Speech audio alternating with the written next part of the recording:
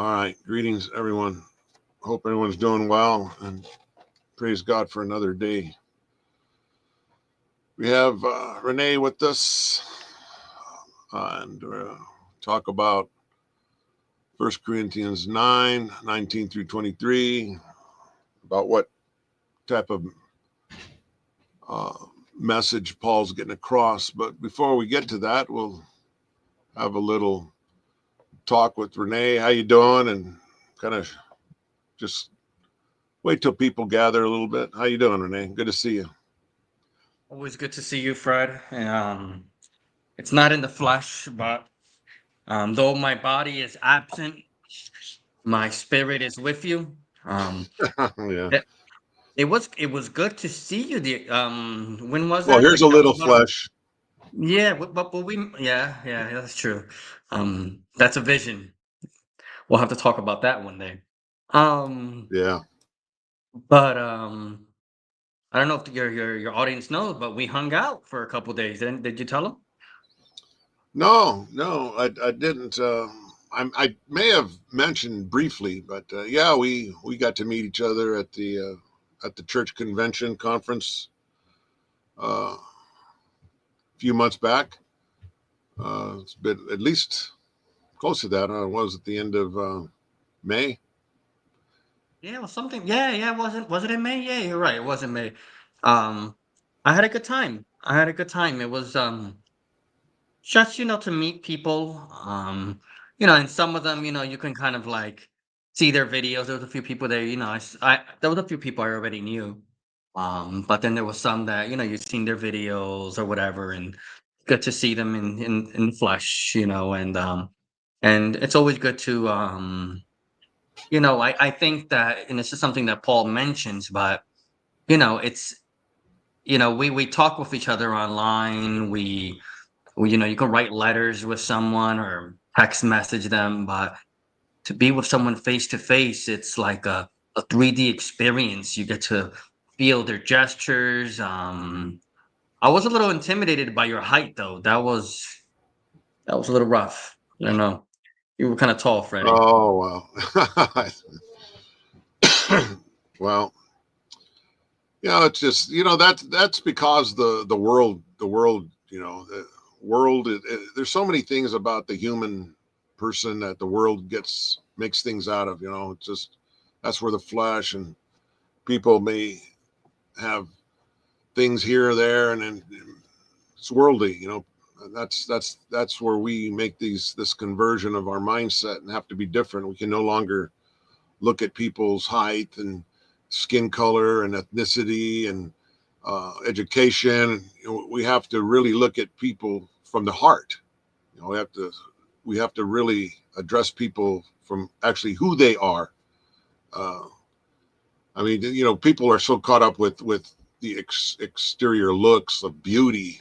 Like we get this image of actors and actresses, and some of these people can come across as very beautiful and handsome and all this. But we look at the attractiveness of it, but if you get to know the person and their heart, they could be so demonic and ugly inside. And when you get to know and see that person, the ugliness inside, they don't look so attractive. They don't look so good. Oh, so we these are things that we have to overcome when we make this transition, this conversion to following Christ. And we judge people by the fruits they bear in their heart. Right. But the difficulty with that, Freddie, was with judging people by their fruits, is that you got to give it time a little bit. It's a lot easier to just do a quick look and either walk away or embrace it. But when you give things time, it takes a lot more patience, true kind of patience. But uh, well, no, I was going to say apostle, but it was Jesus himself who said that out of we will know them by their fruits.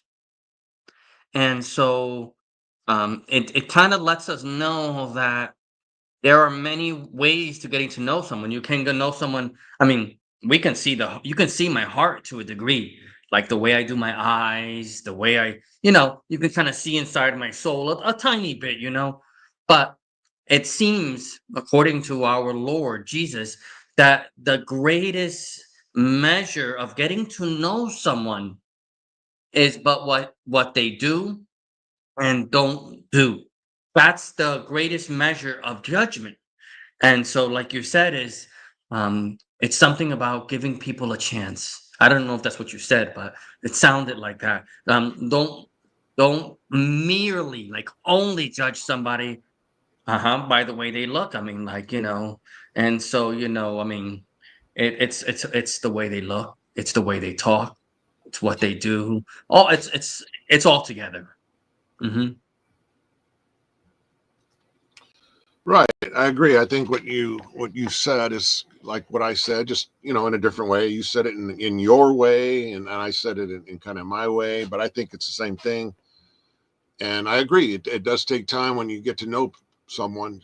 Just like if you go to work or go to school, you have schoolmates, workmates, whatever, and you meet them for the first time, but you end up working with them, going to school, sit in the classroom. You get to know them over a period of time. Even a week, a month, a year, 2 years, whatever it may be, it still takes time to know them. And you don't necessarily hang out with these people. You may work with them, but you don't really go over each other's house and barbecue and that. You just only confront them at work, and then you only get to see how they are for a short period of time. And then you have to wait to when certain circumstances arise and see how they conduct themselves and how they act in certain things. Are they consistent, and no matter what the scenario is, something that would trigger them into anger? Are they patient, uh, considerate? Are they thoughtful or thoughtless? All these things. It takes time, but you're right. Yeah, you can tell them how they are. Yeah, yeah. Um, and that's what's the beauty of fellowship, or even just dealing with people. Um, there's I see why people sometimes move to mountains and live the hermit life. I get it. This world can be very difficult, but there is, and in under good circumstances and good environment, there is such a great beauty in fellowship. And going back to where, that's why, like we were saying earlier, it's nice to meet each other. It's nice to get to know each other. And unfortunately, distance is a reality. Circumstances, money, and so we can't all do that fellowship. But our hope is that in the resurrection, under the righteous judgment of God, we will have that opportunity to do God's will together in person. That's going to be so cool. Yes, that would be. And as far as the fellowship now, while we're on earth, like Scripture says, forsake not the assembling of yourselves, and like you alluded here, it's. I think it is important that like you were saying, we get to know one another and the fellowship. Excuse me, just hold on.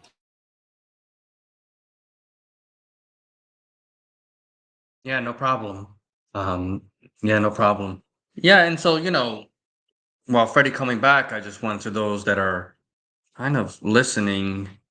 In a little bit, we're going to talk about First of Corinthians 9. I'm just trying to wait a little bit to get the attention of some of the viewers, because we didn't plan this sort of last minute. We've been kind of talking like, hey, do it, but you know, uh, I've been busy. Sometimes this online stuff can be, it can be a little bit of a headache, dealing with people sometimes, and so I need a little patience. And I was just outside right now, trimming my bushes. I bought a 100-foot extension. Next thing you know, I realized that I was like trimming my bushes, and then it just stops. And I'm like, what? I cut my own cable, guys. I just bought that 100-foot, and I cut it. So I said, I was like, well, that's a sign. I need to do a video.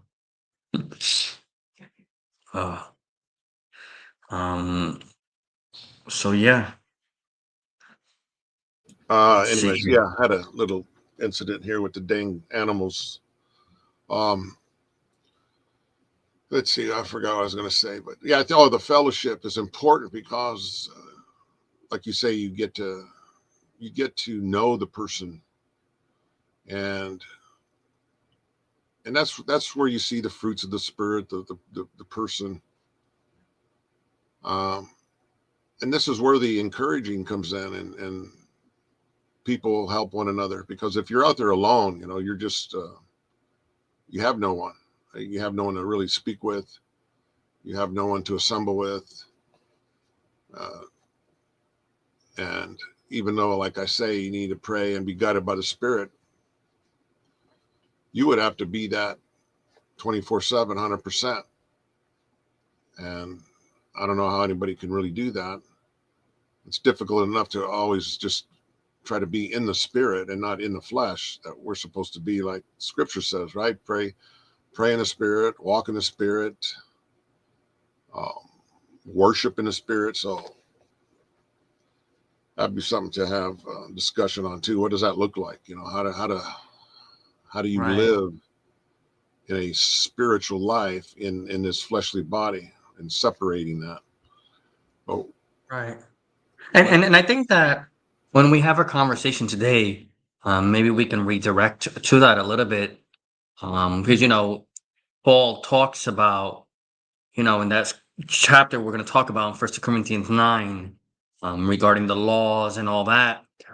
Paul talks up. He mentions he becomes a Jew, and he mentions, and we're not going to go into this deeply, but he mentions he becomes a barbarian, and so how can we be?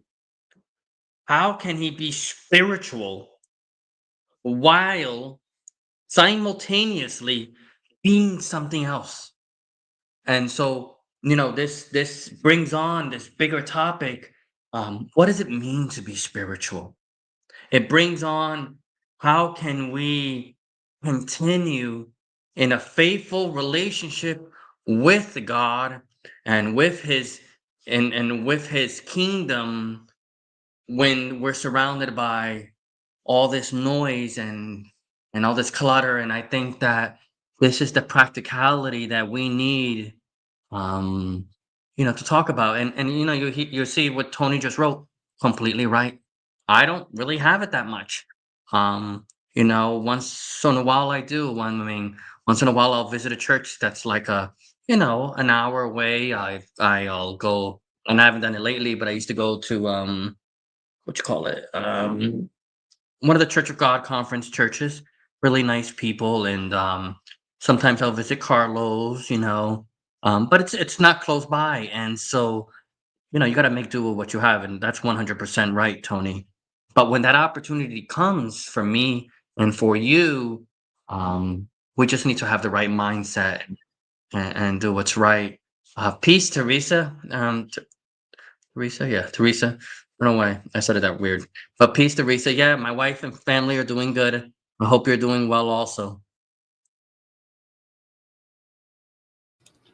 yeah, this is the thing, like what Tony's commenting, why platforms like this can fill that gap for some people, where they can come and congregate.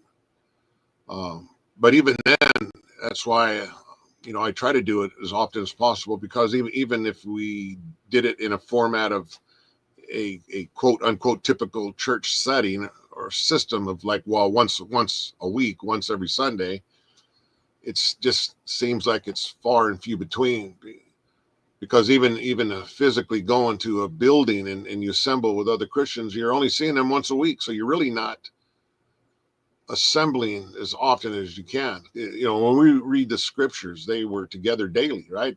Jesus was preaching daily in the Right. temple. In the book of Acts, they're talking about meeting in people's homes and synagogues here daily. I mean, that obviously was Paul's mission, and the apostles was to preach daily. That was like their job. Uh, and I think for the person, aside from their work, obviously we have to work, but if you have that hunger inside to meet often as often as you can. You know, even on the days you work after you get off work, if you have a few hours or an hour or whatever. It just depends on the individual. You know. Yeah, and I'm trying to ignore Teresa's comment in there. I don't see it. And so, um, and there's pros and cons. Nothing for nothing. Sometimes you get to know people, and you're like, oh man, what did I get myself into? You know? And the other thing is like, I think that when we look at the frame of the narrative in the scriptures, it seems they were dealing with people within their close community. You know what I mean? Like, you're sure they traveled. That's what the evangelists did. But I'm just talking about a lot of the normal people. They dealt with people that were in their reach in their community. And it was a constant dealing with people. And it's just seems so hard nowadays. I don't know. Maybe it's me or the world is disconnected. I'd like to blame the world, but I think I have some blame. I don't even want to travel an hour sometimes. Hmm. Yeah, it's there's life, and everybody has to deal with whatever they have in a situation. Um, Sometimes not every day is smooth as the day before, and you're always running into obstacles and stuff. So you just have to keep focusing. Sometimes it's a struggle, and sometimes some days run smoother than others. Yeah, for sure. For sure. And that's, I think we should like even, you know, like when I first came on the YouTube scene, like not only the YouTube scene, even way before the YouTube, I did a little plow talk and, all those things. The violence online is just it's just tough, you know what I mean? The way we talk to each other. I could never deal with someone in that way in real life. I couldn't handle it.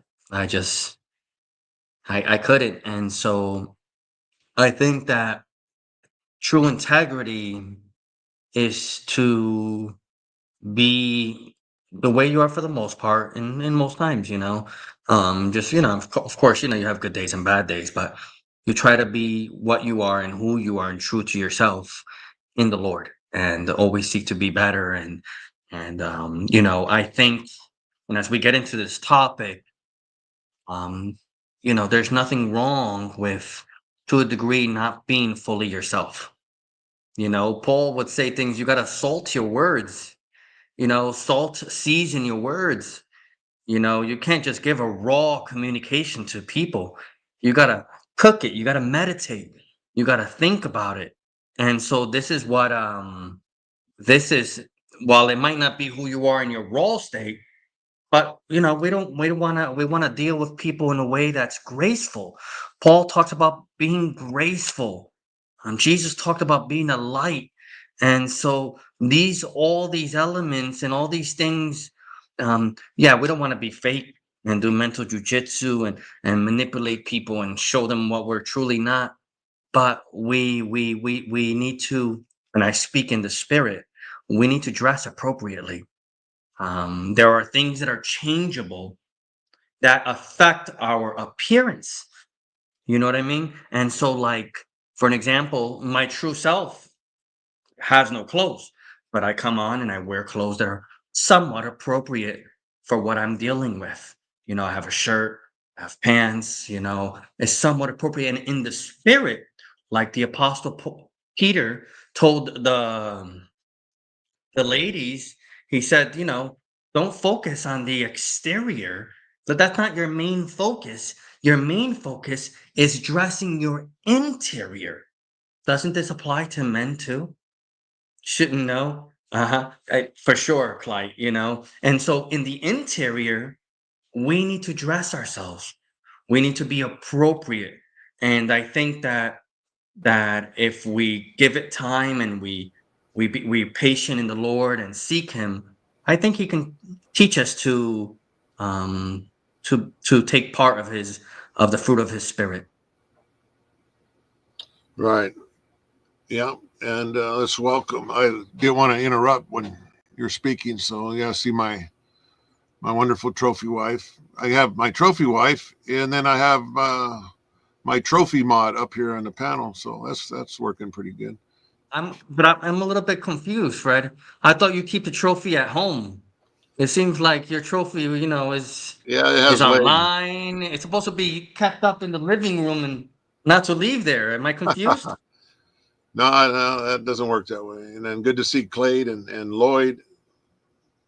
Good to see everybody.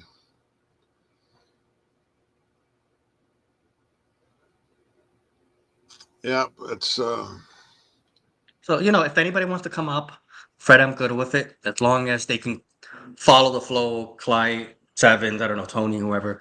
I just want them to follow the flow. They can interrupt, but like not we don't want to go off, even if we disagree, we don't want to go off in a tangent.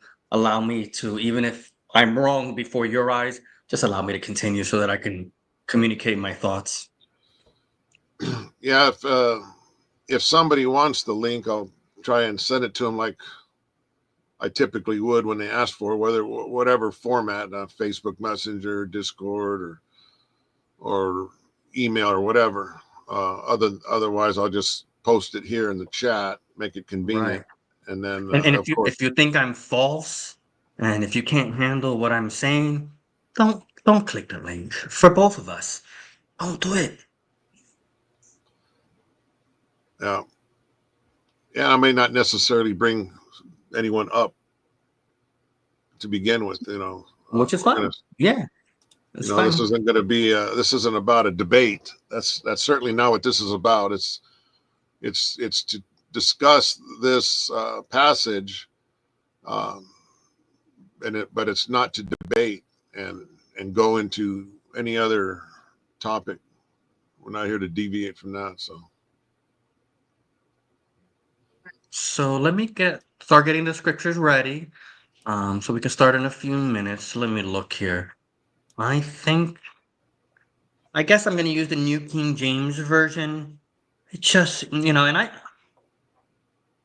I mean, I like the New King James. I can't help it because I grew up listening to the Texas Receptus, mainly because, the Spanish, the Spanish translations do use the Texas Receptus, for the most part, and obviously sometimes they use majority or whatever in certain areas, but the Texas Receptus and what you call it, and then I read a lot of the King James. But I'm not like LJ, I don't love the King James, but I do like it. So NKGJV it is. Um I know. I think he'll maybe LJ will like me a little better for using New King James. We'll I use don't the think the I'll new LJV Yeah, right. with it'll have the British accent to it. Uh, I actually bought what did I buy? I bought a copy of the Texas Receptus in my home. So I was doing a little reading in it. It was kind of cool. So for those who don't know, we're going to be going to First Corinthians 9. Could we branch off somewhere? Possibly, but that's where we're going to be going. And we're going to start in 2 or 3 minutes. So for those of you that are using your Bibles or use your online, if you're working, if you're driving, just listen.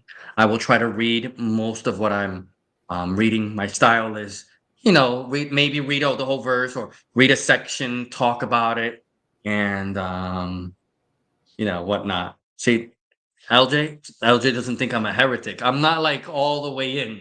Like I'm not in the circle, but I'm tolerable. And that's cool.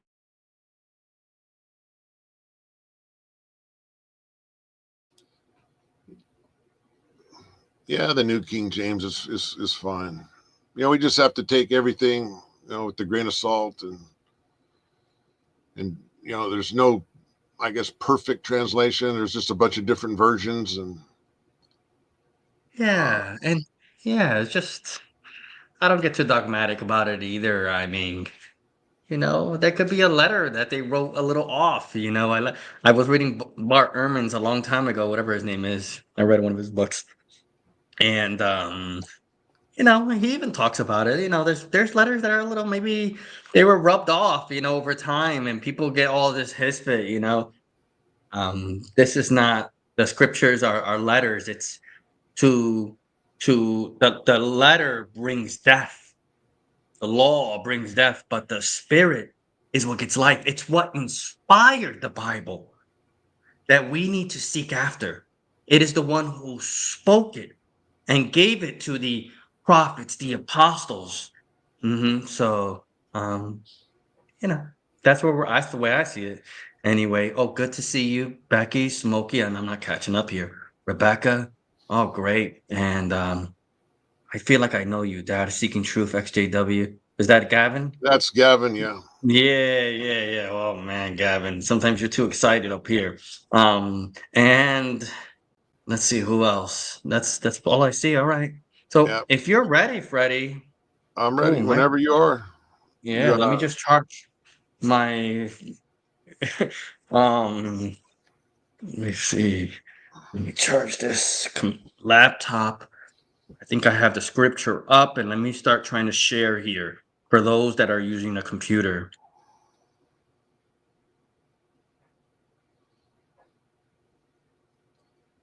so Smokey Saint Polemics has been here, and I didn't realize. I guess he's Trinitarian. Well, welcome again, but yeah, this isn't Trinity Land Day. Maybe another day.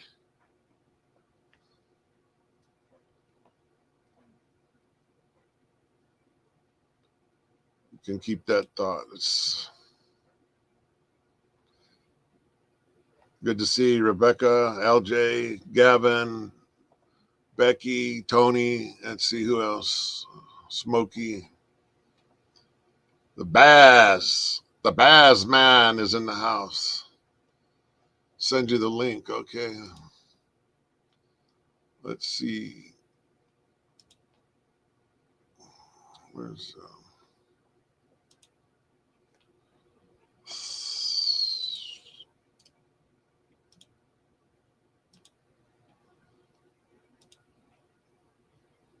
Baz has spoken. Send the link right now.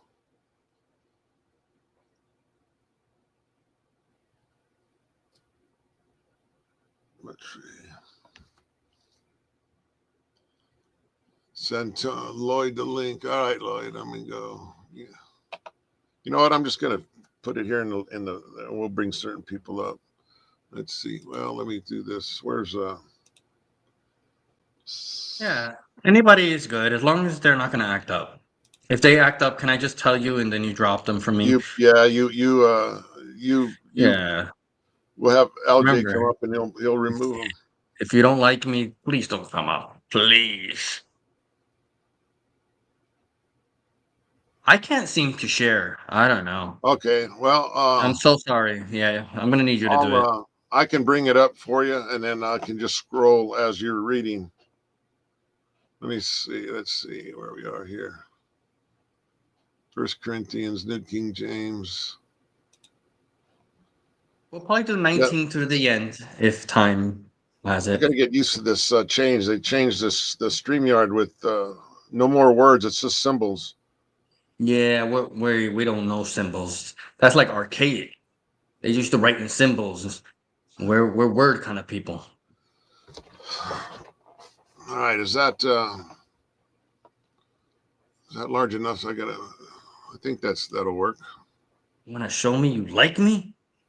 Appreciate that. I think you did say something nice to me after you said something bad about me. But you did say something nice one time. I liked that. No, appreciated that. Made me feel good that day. What was that? Who you were talking to? Gavin. No, Oh, Gavin's all Gavin. right. He made me feel good one day. I lack validation in my life. Like I need people to tell me, like, oh, you're doing all right. That's just me. I'm too sensitive.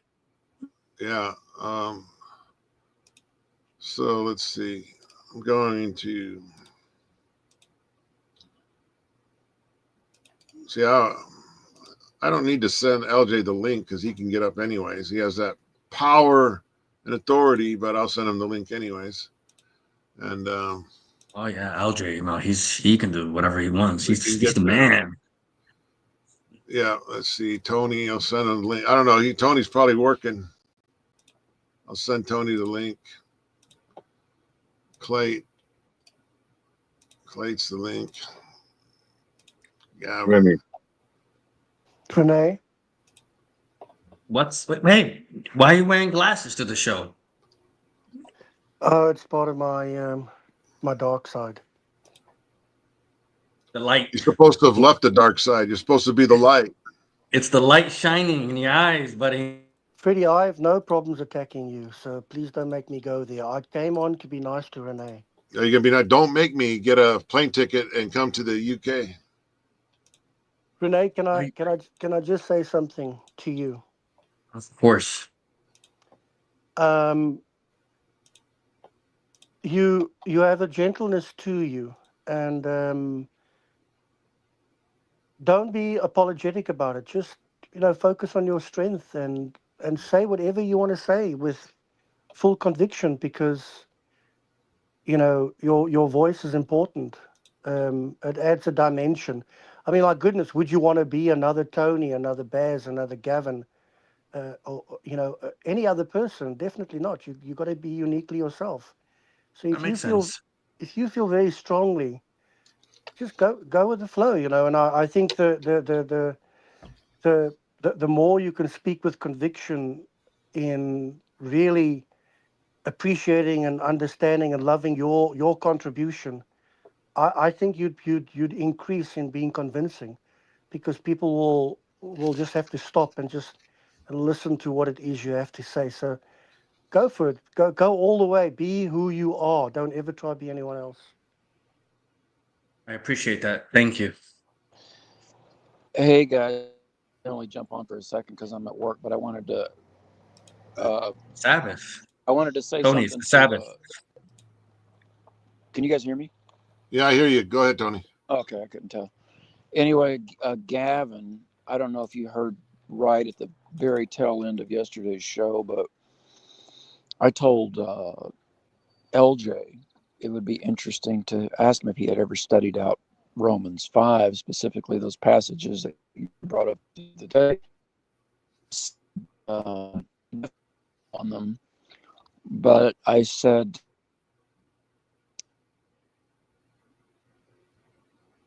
and he said, well, why don't we just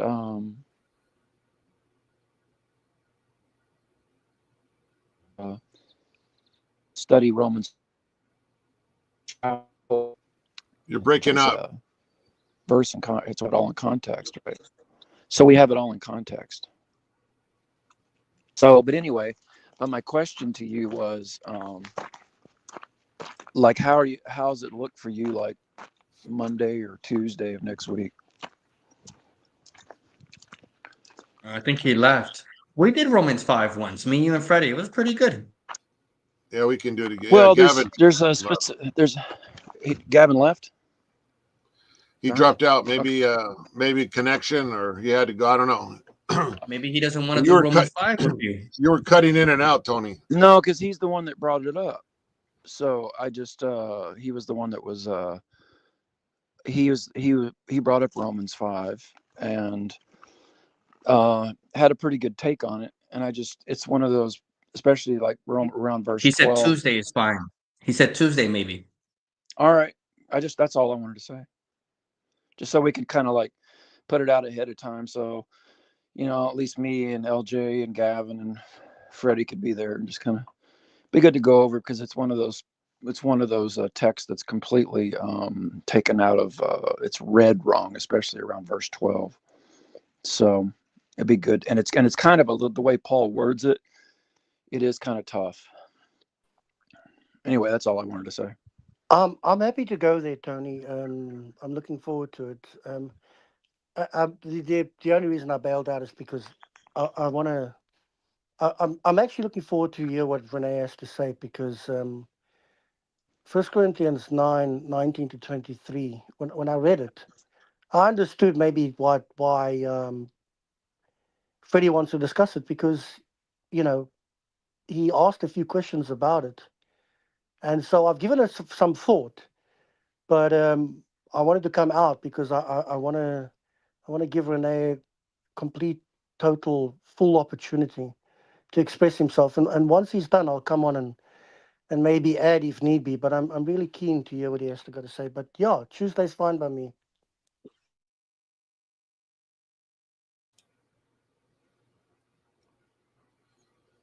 Let me just chat with Becky here real quick. Yeah, what is she talking about? What did you say? Mockingly?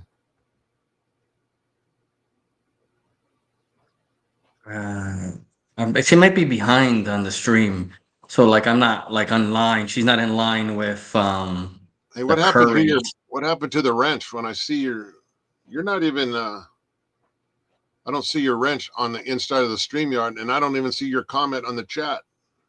Because I'm chatting through the comments and not through the Oh, okay. All right. like when I chat chat through here. Let's see. Yeah, but Or I don't maybe see it in that's the chat. So oh you know what? Because they I may am streaming so, online on my end. So yeah, it's so going they through may my not see stream. it. Oh Oh yeah, yeah, you're let me doing it try. on your stream. Are Okay, yeah, you're doing you it on your stream. That's right. online? Are you on the latest minute Okay. of the stream? And we're gonna start soon, guys. All right, let's get this going. And then okay, there's Islam Forever. Welcome. Yeah. There you go. All right. All right, I see. Okay, beautiful. All right. So, all right. So you ready, Freddie? You fast? Yeah. You ready? Yes. Ready. Okay, let's rock and roll. So we're gonna start with verse 19.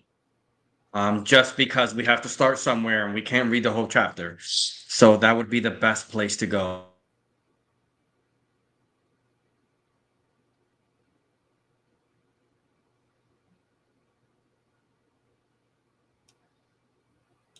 Right. And so in verse 19, I'm going to read it. He says, "For though I am free from all," and then we see the men.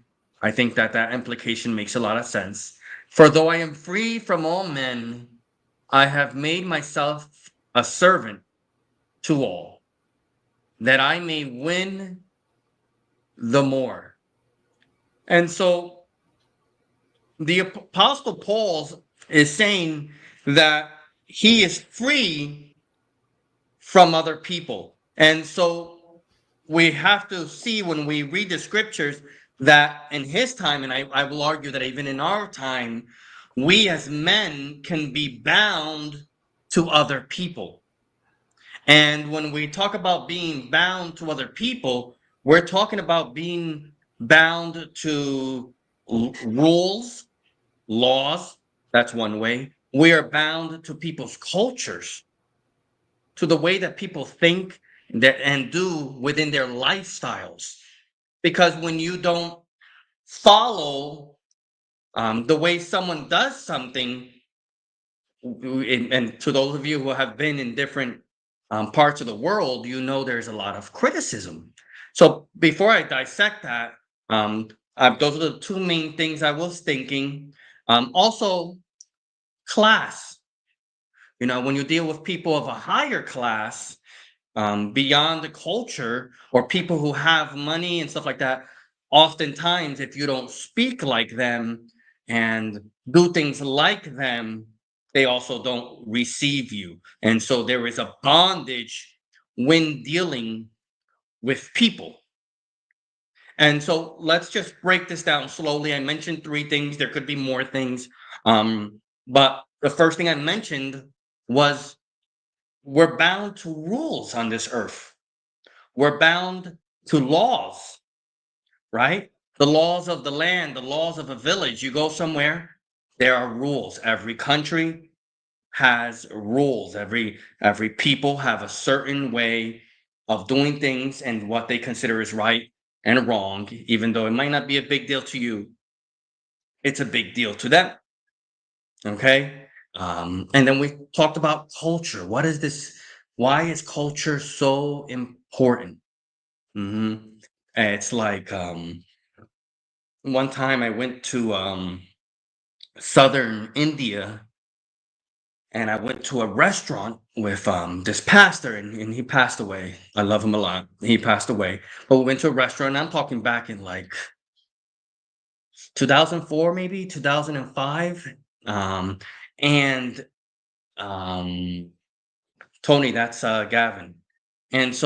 And we went to his restaurant, little hole in the wall restaurant, and I started eating the food. And this was in southern India, and I was using, I think it was my right hand, my memory, I can't remember.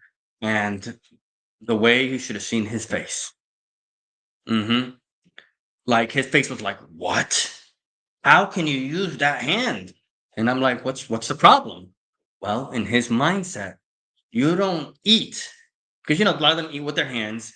You don't eat with the hand that you wipe in the bathroom. Sorry to be so visual, but in my mindset, what's the big deal? Right and left.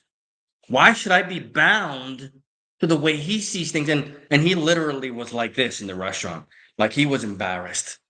And so culture means a lot. And we shape our children within a cultural frame of how what we see is right. Within even though some of us that are religious, we give laws to our children without words. By the way, we react. Did you want to say something, Freddie? No, no, go ahead. hmm And so, and the third thing is when we dealing with certain class of people, educated people, people of high power and ranking, there's a certain way to talk to them. If if if you want to gain them, Paul, you could argue, why do I have to talk to him like that? Like we could argue, like the way Paul spoke to, was it Felix or Agrippa? I can't remember. Maybe both. He says, "Oh, excellent." He calls the one that was judging him in this situation an excellent person. And so, why did Paul engage with this kind of communication? Because he had a goal in mind. hmm He had he had what you call it? He had a purpose in it himself before God. He didn't have to speak to anybody like that. In yourself, you can say to a degree, as long as you don't break God's laws, you can do whatever you want, right? Talk to people however you want. What's up, my dude? Hey, you can talk to people however you want. But when you want to win somebody, when you want to connect with somebody, okay, though you are free, your freedom, okay, your freedom can be abused, or you can abuse your freedom to a degree. You know how many times I hear people, right, that especially new converts to Christ, they'll be like, my family doesn't love me, they don't understand me. And sometimes that is true. I've suffered it, we all have, and I get that. But sometimes the way they approach their family is untasteful. It's no bueno. The way they talk, the way they present Christ. And so sometimes it's us. And so Paul is saying here, I am free from all. He's not bound to anyone's cultures, anyone's local rules. He is not bound to class, poverty, richness, rich people. He's not bound to those things. He is free from everyone. However, though technically he is free, he made, and notice this word made. People abuse this word made. when they in certain contexts they see the word made and they go straight to where? Creation. Creation, right? No. When you make something is you change something about yourself. You form something that is able to be formed into something else. And though he was free, he changed something about himself. What did he change? He became a servant. Doesn't that sound like scriptures that we've heard of in the past? I'm not going to go there. We're not going to go to Philippians chapter 2 and all these things. Paul was free, and what did he do? He came before all in the form. He made himself a servant. He put on the mindset of Christ. So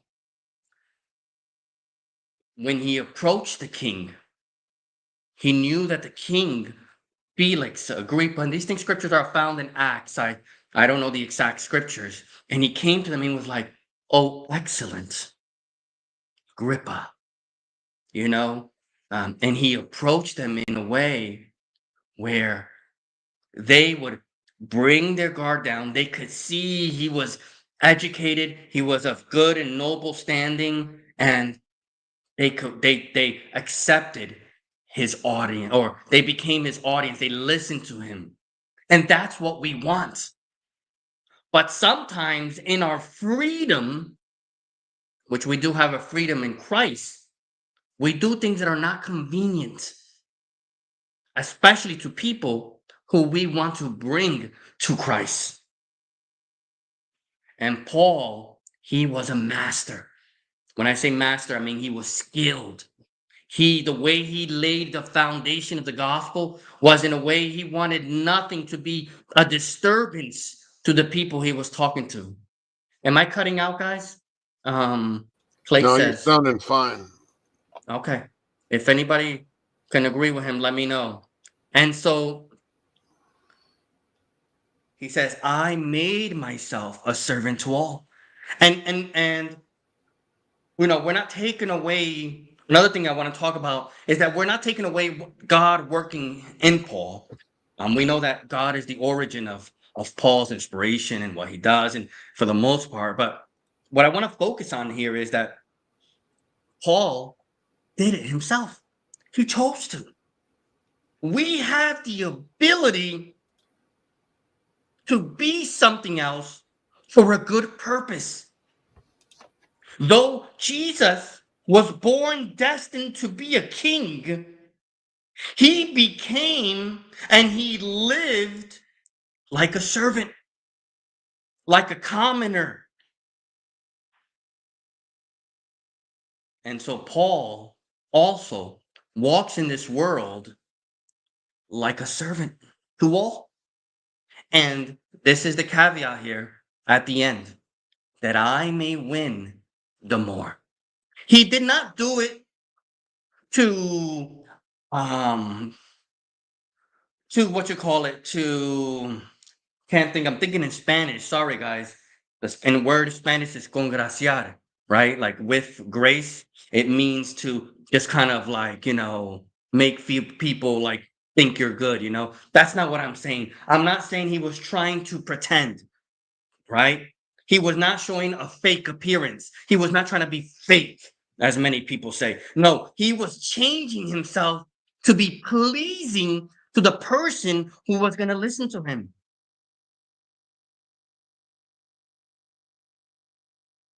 No, I do pause a lot. I like to think what I'm going to say, and I want you to digest a little bit. I'm sorry if it's unnatural. And so Paul's goal was to win his audience. A lot of times, this is not our goal. Half of the times we speak, we don't even know who we're speaking to. How many times when I was younger and more foolish, I would speak to my children like if they were adults. What I learned yesterday, I want my children to learn it today the same exact way. And we need to treat our children like what? Children. And we need to speak to them like we're teenagers, a little bit above a child. We need to make our words spoken or communicated in a way they can digest it. Mhm. So his goal was to win more people. And for that, he had to be something he wasn't naturally. Maybe naturally, Paul was no joke. Maybe, I'm just guessing. He was a serious dude. I mean, that second of Corinthians, that was a little scary. He says, I can come with you as a rod if you want. I can come to you the way you don't want me to come to you. That probably was his natural self. He probably had this attitude. I mean, I get it. I mean, sometimes I have that stinky face. I get it. But when you want to win people, stinky face, okay, nasty attitude is not going to go anywhere. So, for though he was free from all, he didn't have to act any certain way around people. He became a servant to people. And his goal was to win them more. We look at the life of Jesus. Jesus was skilled. I mean, Luke says that he wrote that, I guess he heard it from somewhere, that Jesus from 12 years old was going back and forth with them about, think, about things in the temple. I mean, Jesus was skilled. When the Pharisees, they said their stuff, Jesus was like, and one thing I want to tell you about Jesus, he never started with the Pharisees. They started with him and he came back with scriptures and scriptures. But this is my point. When he was talking to the people around him, he didn't talk about Deuteronomy. He didn't talk about the prophet Malachi. He talked to them about lambs and trees and fruits. What? What was Jesus doing? He knew his audience. Jesus did not come to save the people that knew a lot. That wasn't his mission. Jesus did not come to save the people that were righteous, that were good, like the Pharisees and all these people, the scribes. It wasn't his goal. Not that you can't try to do those things. You can. But that wasn't his goal. He came to deal with the people that were lost. He came to deal with people that were sinners, that were rejected. And so when you're talking to people that are rejected, how you got to talk with them? Talk about lambs. You're going to read them the whole 1 Corinthians chapter 9 to someone who's just learning about Christ? Come on, guys. Come on. Don't do that. Just have a conversation. Hey, excuse me, Renee. Yeah. Yeah, I have a person down here, Nate. Hey, Nate, can you wave to me? 2 hands, please. All right. You can go off camera since you don't even appear to have a shirt on. I have to make sure this isn't going to be some. You can introduce yourself. Because we're here. I don't know you.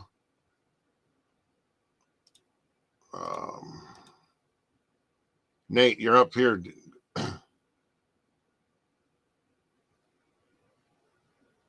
Nate,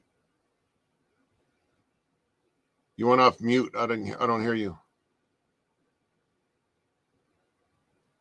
Brody, can you hear me?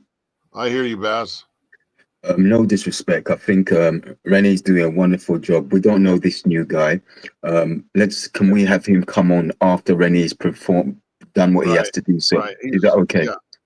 Yeah, that's fine. He just I don't know if Renee knew him or he knows. But anyways, I'm gonna bring him down and Nate, we're gonna continue and just hold on. Yeah, it seemed like he joined the Discord too.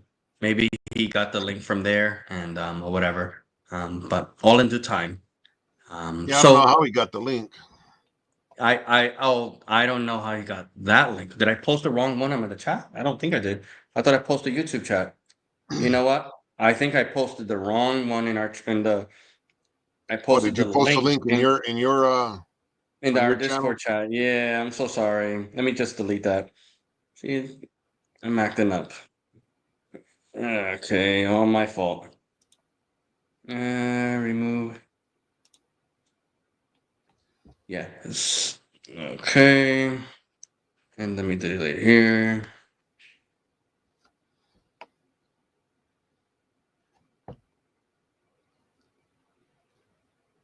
Oh, that's my. Hey, Nate. I know Nate. That's my little bro. Oh, yeah, I do know Nate. Yeah, he's my buddy. Yeah. All right. Well, he can come up after. Yeah, that's my little buddy. I know him personally in real life. He's family. He's like my um family, a family. Just never mind. I know him personally. He's from New York. But anyway, moving on. So what we see here in 1 Corinthians 9, if we can get that on when you're ready, Fred, is the mindset. And so when we go to verse 20 and 21 and 22, you have to have this as a foundation. He wants to win more. What was Jesus doing? He was talking about flocks.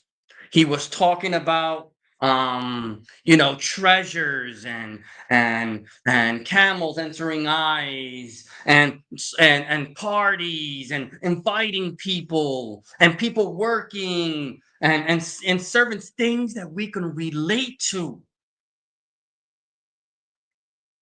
And so in the end of 19, he says that I may win the more. He's not telling you to do it this way, but I think that we can learn a lot here, guys. Let's go to verse 20. And he says, and to the Jews, I became as a Jew that I may win Jews. Okay, so let's stop here. We can see here that the audience is the Jews. So when he was speaking to the Jews, and when we think about the Jews, I would think that if he became a Jew, right, then he's talking about a people that are called Jews. And so the problem here is that when we think about nationality, oftentimes we make it an ontological statement. And what I mean by ontology, what I mean is like, we think is like, for an example, for those who want to dox me, I'm Puerto Rican, right? My parents are Puerto Rican, okay? My father, born in Puerto Rico, okay? My mother, born here. I'm Puerto Rican. You know that little island over there? That's me. However, I was raised in the inland of the United States. I don't really act like a Puerto Rican, and maybe in certain little ways, but truly I'm a what? I'm an American. And many people, they come from different countries, from Mexico, from Canada, from China, from India, right? And they come to the United States, and what do they have? They have children, right? And those children, technically, ontologically speaking, they're what? They're Mexican. What else are they? They're Chinese, they're Indian, they're Canadian. But culturally speaking, okay, you might be right. It's just we can talk about that, but culturally speaking, what are they? I'm just talking to LJ there. So culturally speaking, they're American. And so we could argue that in the flesh, Paul was what? What was Paul in the flesh? He was an Israelite, right? People make this all about the flesh, right? Oh, but he was from Israel. However, he's saying here that he became something that he wasn't. And so when he was dealing with the Jews, he made himself as what? A Jew. Meaning he didn't always live like a Jew. He didn't always do the cultural things that the Jews did. But when he was dealing with the Jews, he became a Jew. Some people would say this is hypocrisy. Right? Oh, why you're being one way with certain people and one way with another people? That's like when we look at what Peter did, right? Peter was one way with the Gentiles, one way with his people. However, the problem what Peter had is he was having a respect of persons. He was making people feel bad. And so some people think that because Paul physically, right, his genes, his flesh, his descendancy, right, his DNA is an Israelite, that this scriptures doesn't make sense. But Paul was not talking about what his composition of his body, what the root of his people were. He was talking about how he appeared to people. And when he dealt with people, right, when we deal with people, you can see how people appear, how they dress, how they speak, right? We got a lot of people from UK, from Australia that come on Freddie's Child panel, and sometimes you can tell right away, right? You can tell the way an American speaks. But when Paul was dealing with the Jews, he started speaking like Jews speak.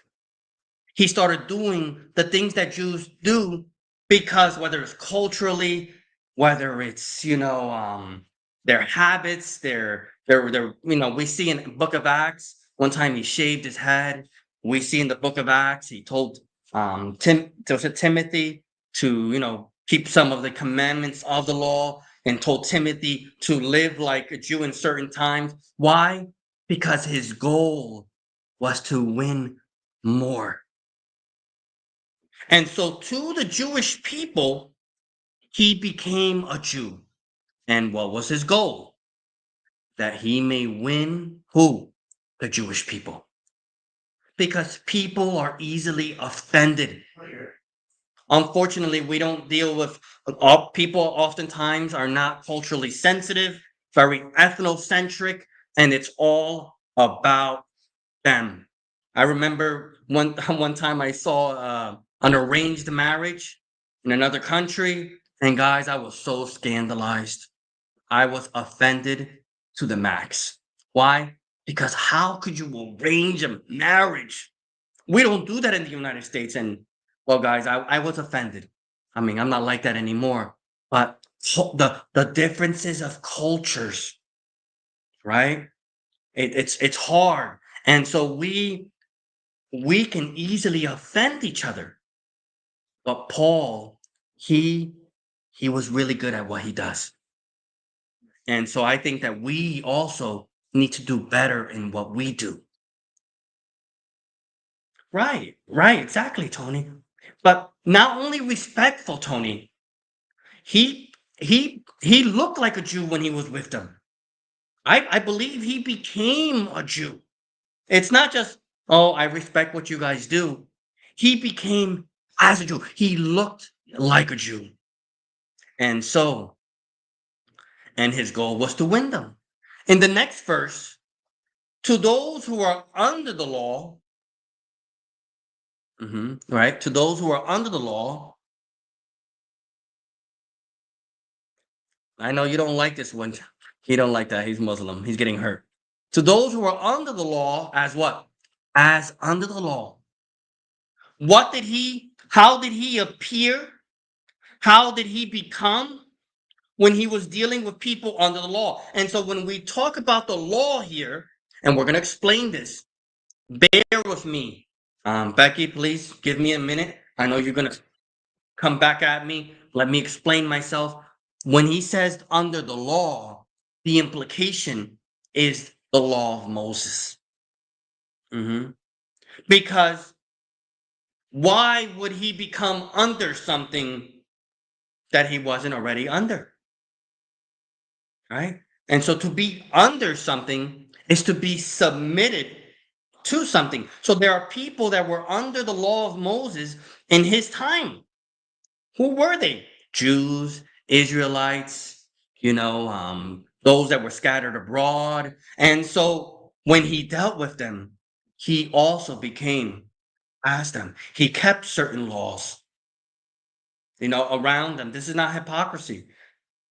He wasn't bound to these laws, but he put himself under these laws so that there was no excuse for them to reject the word that he was preaching. And so, to those under the law of Moses, he was as under the law of Moses, that he may win those who are under the law. Notice, not everyone is under the law. There are people out there, there are sects out there, not S-E-X, shame on you, S-E-C-T-S. There are sex groups out there that say under the law means to be under condemnation, under death, and they say all these things, but notice, Paul became under what they were under.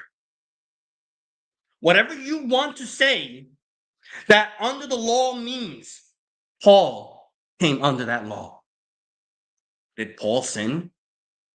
Did Paul become under condemnation for the sake of winning someone? No. Right. And so for those under the law, as under the law, this is the law of Moses. Okay? When he was with them, he did keep the Sabbath. Why not? He was going to preach to them the truth on the Sabbath day. He wasn't going to do something that was going to disturb and offend their mind because he wanted to win them. Verse 21. To those who are without law. Now, are there people that are without law, the law of Moses? Yes. The majority of the Gentiles, the majority of the nations. To those that are without law, as what? Without law. How did he deal when he dealt with the other nations? Was he approaching them as one who keeps the Sabbath all the time, one who keeps all the laws? No. No, he was not.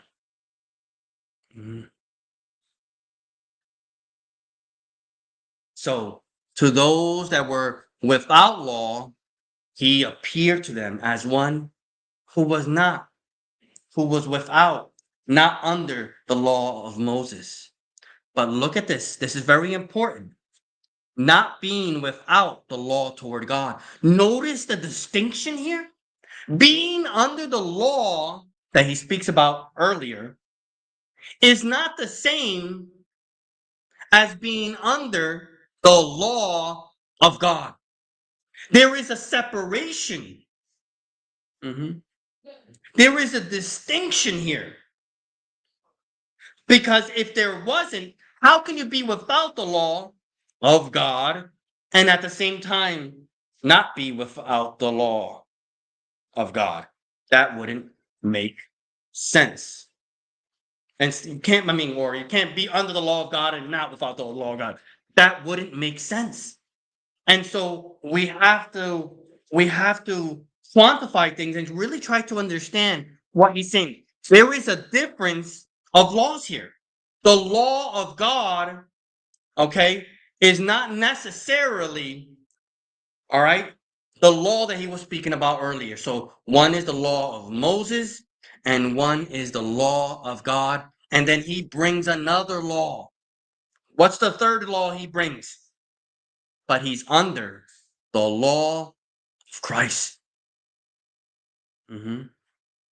He's under the rules of Christ. Yeah, that's what that means. Yeah, he's under the rules of Christ. And so let's try to dissect this a little bit more. How can you be in the law of God and not be under the law? And I say, of Moses. Well, the way I see it here is, okay, from the beginning, from the beginning of time, the one who rules over everything, the one who makes all laws and understandings, right? All what you call it, all rules on this earth is God. Who when we look at in Genesis, Abimelech, right? Abimelech almost slept with Abraham's wife. Mhm. And God almost destroyed Abimelech. Why? Why was Abimelech fearful? Why was God judging Abimelech? Because God's law existed from the beginning. Abraham followed the law of God. But Abraham followed the law of God how? In a spiritual sense. What does that mean in a spiritual sense? This is what Freddie and I were talking about. Meaning, in a sense that you can't see culturally. Mhm. You know, when we think about Jews, when we think about Gentiles, these are these are things that you can see with your eyes. A man and a woman, you should be able to, unfortunately, we live in hard times, but you should be able to distinguish between a man and a woman with your eyes. But there are spiritual factors to why, or what you call it, there are spiritual things that you can't see right away. That's like love, patience. These are things that are spiritual. Delilah, I'm on a video. These are things that are spiritual. Abraham followed God's law in the spirit.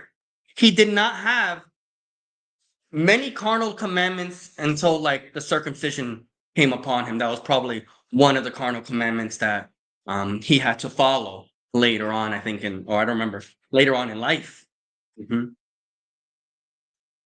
And so when Israel was born in Egypt, when God took them out of there, he added unto them a law. But that law that he added unto them, okay, was different from the law that was already on this earth, in this world. There was already laws in this world. Okay? The law of murder. You know, you kill someone, you know, Cain already understood that law.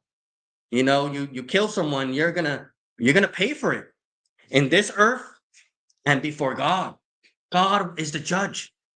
But when Israel came, there was added unto them the law. And so that law that was added unto them was to make them a holy people, a special people. It was added unto their culture, who they were as a people, the way you dress, the way you talk, the way you eat, the way you celebrate, all good stuff. Uh-huh. Well, I won't say all, but a lot of good stuff. Okay. But we don't serve God under that cultural identity that the Israelites had. We serve God in the spirit, meaning who we are before God is not seen in the way we dress. It's not necessarily seen in the way we eat. It's not necessarily seen in the way we move, in the way we smell. That's true. In the way you smell. A lot of things.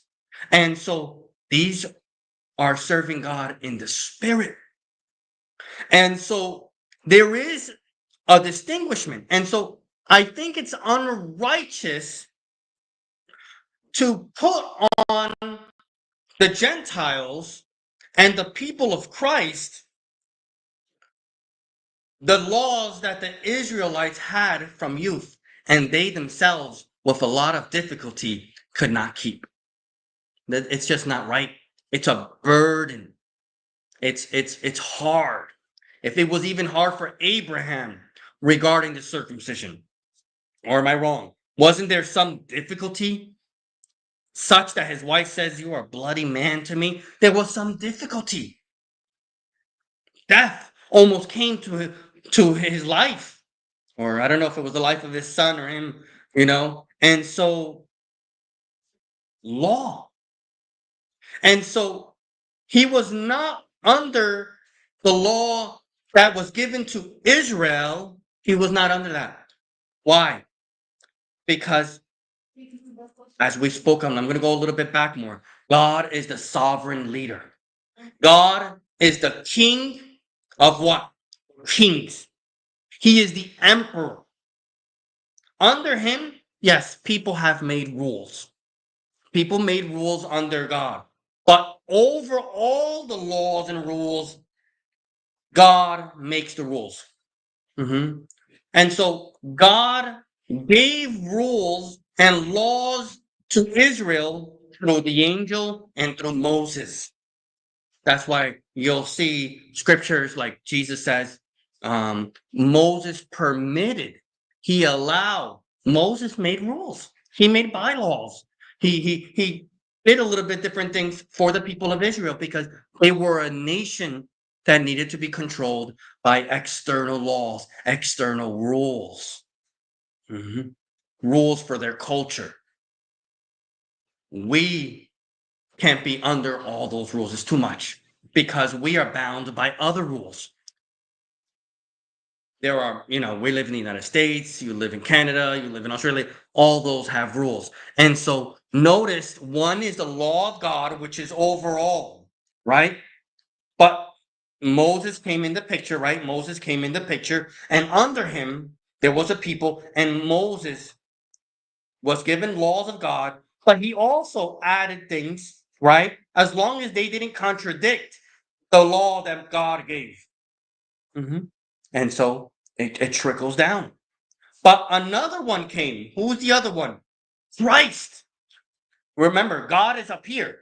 When we look at 1 Corinthians chapter 11, it says, right? The head of the woman is who?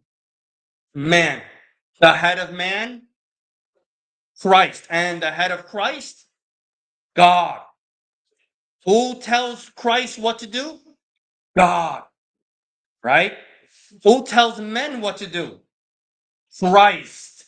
And so that's the order of the things. Okay? And so Christ also has a law. Notice, look what he says here. Okay? He says right here, he is not lawless towards God, but he's what? Lawful or under God's law through whom? Through Jesus. He is under God's law through Jesus Christ.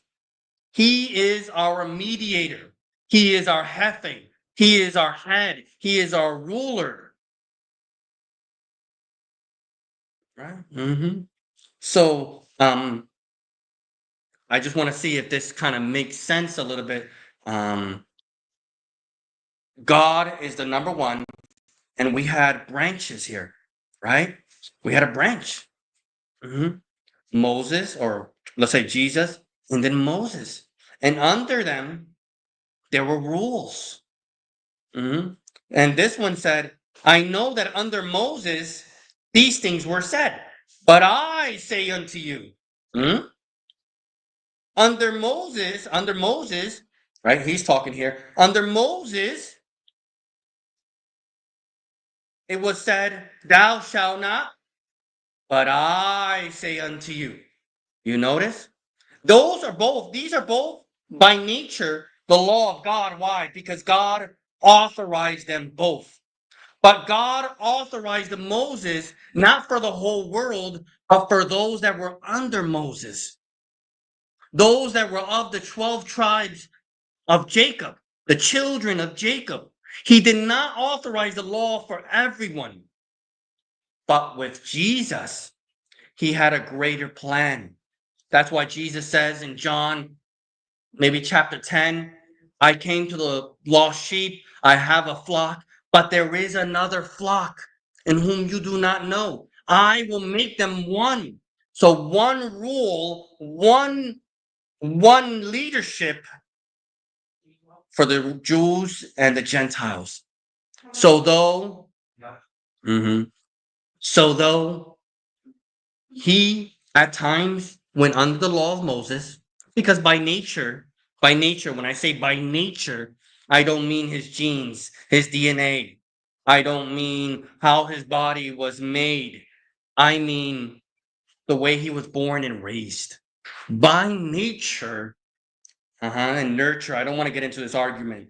Okay. By nature, he was taught like an Israelite, like a Jew. He was a Benjamite. Mhm. But he learned to be able to shift those things to win other people. Mhm. So when I go and when people, I read, I don't really know, but I hear a lot of people complain, and I've been to a few countries, but I hear a lot of people complain in other countries that these Americans go over there and they just want to do whatever they want, talk whatever they want. They want to give tips, they want to ask for this. They don't know how to mold to the culture. Not me. Okay, if I go to England, I'm gonna try my best to be English. Okay, I might not do a good job, obviously, but I'm gonna try my best with the little bit I know, because that's respect, that's honor, that's to win them and gain these people to, And so this is what Paul was saying here. He was under God's law. How? Directly? No, through Christ. Christ gave commandments. He gave teachings and he followed those teachings. And by doing so, he was under the law of God.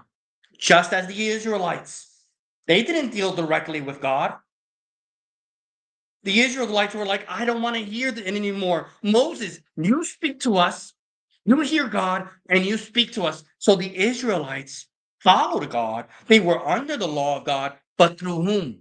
Moses and the angel of the Lord, who guided them, who spoke to them and told them what to obey and what to listen to, because God put his name on the angel. And if they didn't listen, that angel would not forgive.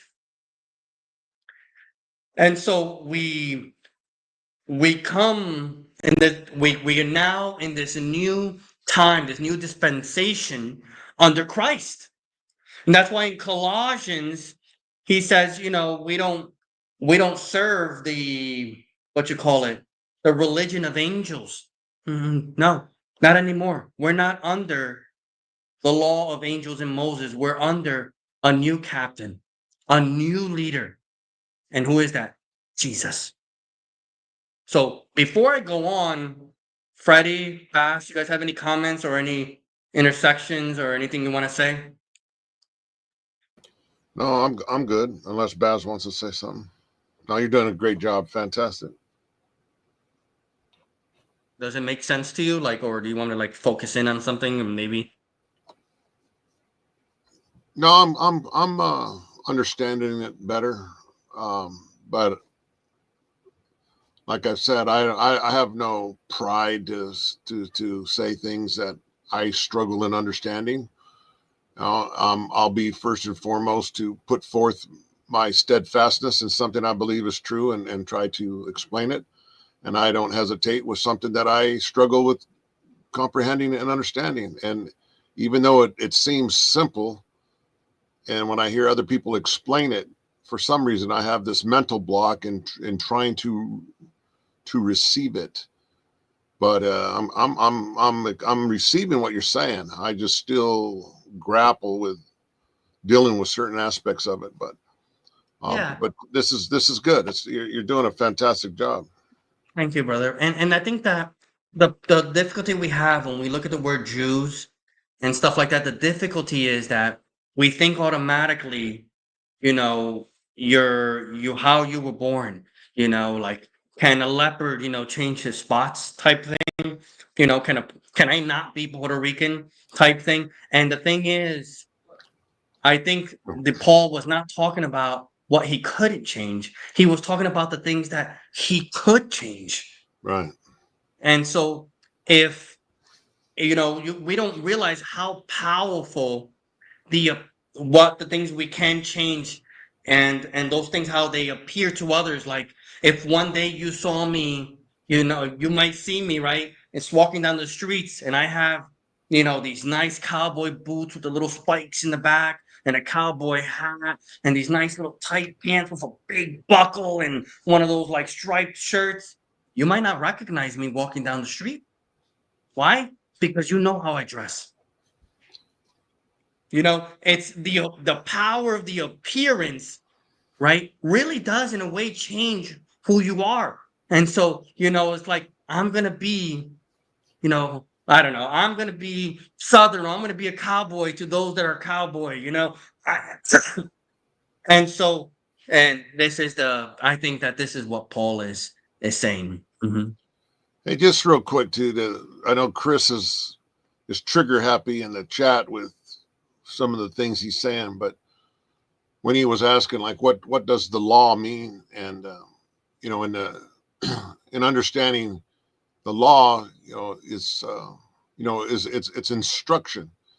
It's what was given by God for us to abide by. So to make it maybe easier for Chris to understand, when people say, well, we're no longer under the Mosaic law, well, let's just change the word to know what it actually means. And like he says, instruction.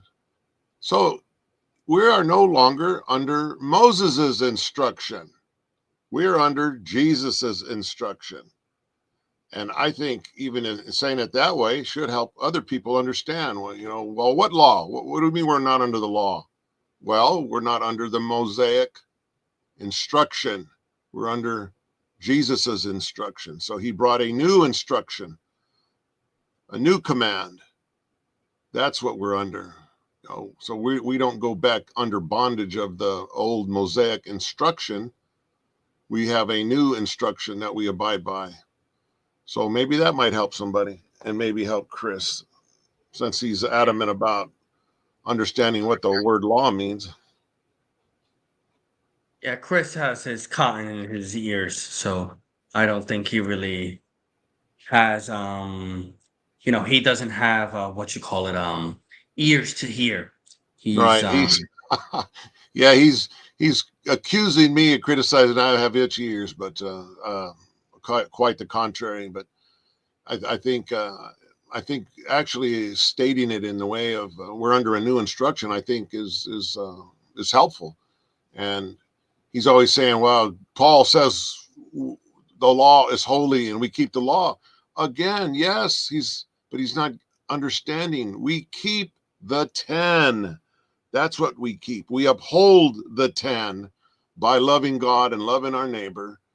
And that's what's holy. Those 10 that God gave is holy. We don't just throw those out. Paul's telling us in all his epistles. That's what he's talking about when he says we don't keep the law of Moses. It's the regulations and the ordinances and the consequences of breaking the commandments. Otherwise, if we keep it, then people should be stoning people to death for breaking the one of the commandments that requires death. But that's why we are under grace.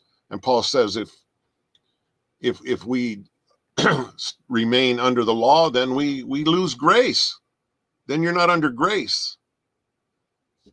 People better think about that. Otherwise, if you want to be under the law and you commit a certain sin that requires death, then there's no grace for you. You're going to be put to death. That's part of understanding we are under grace and not under the law of death. Right. And Paul clearly says that, I don't know if it was in Galatians, the law was added.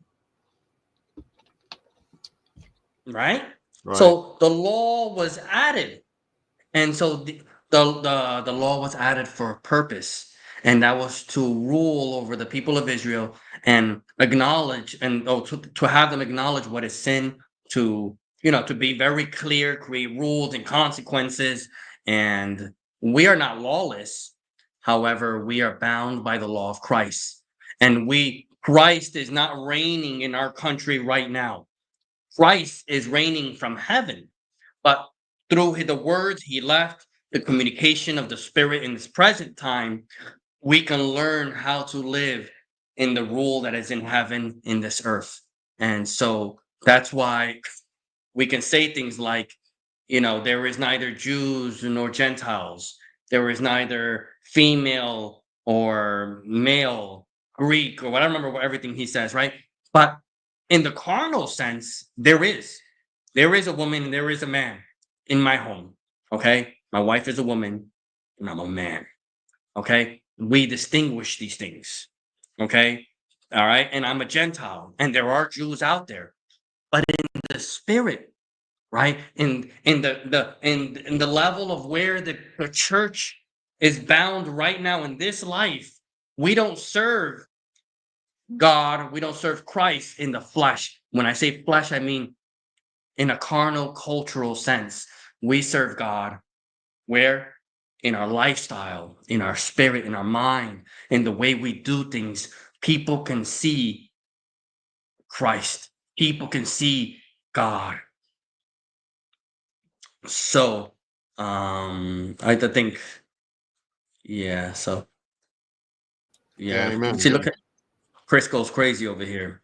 Yeah. Anyway, I'm gonna try to ignore him because anyway, so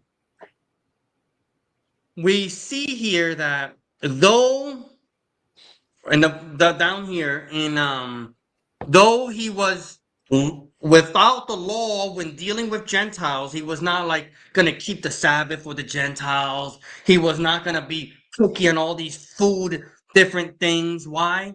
Because the Gentiles also get offended. Imagine.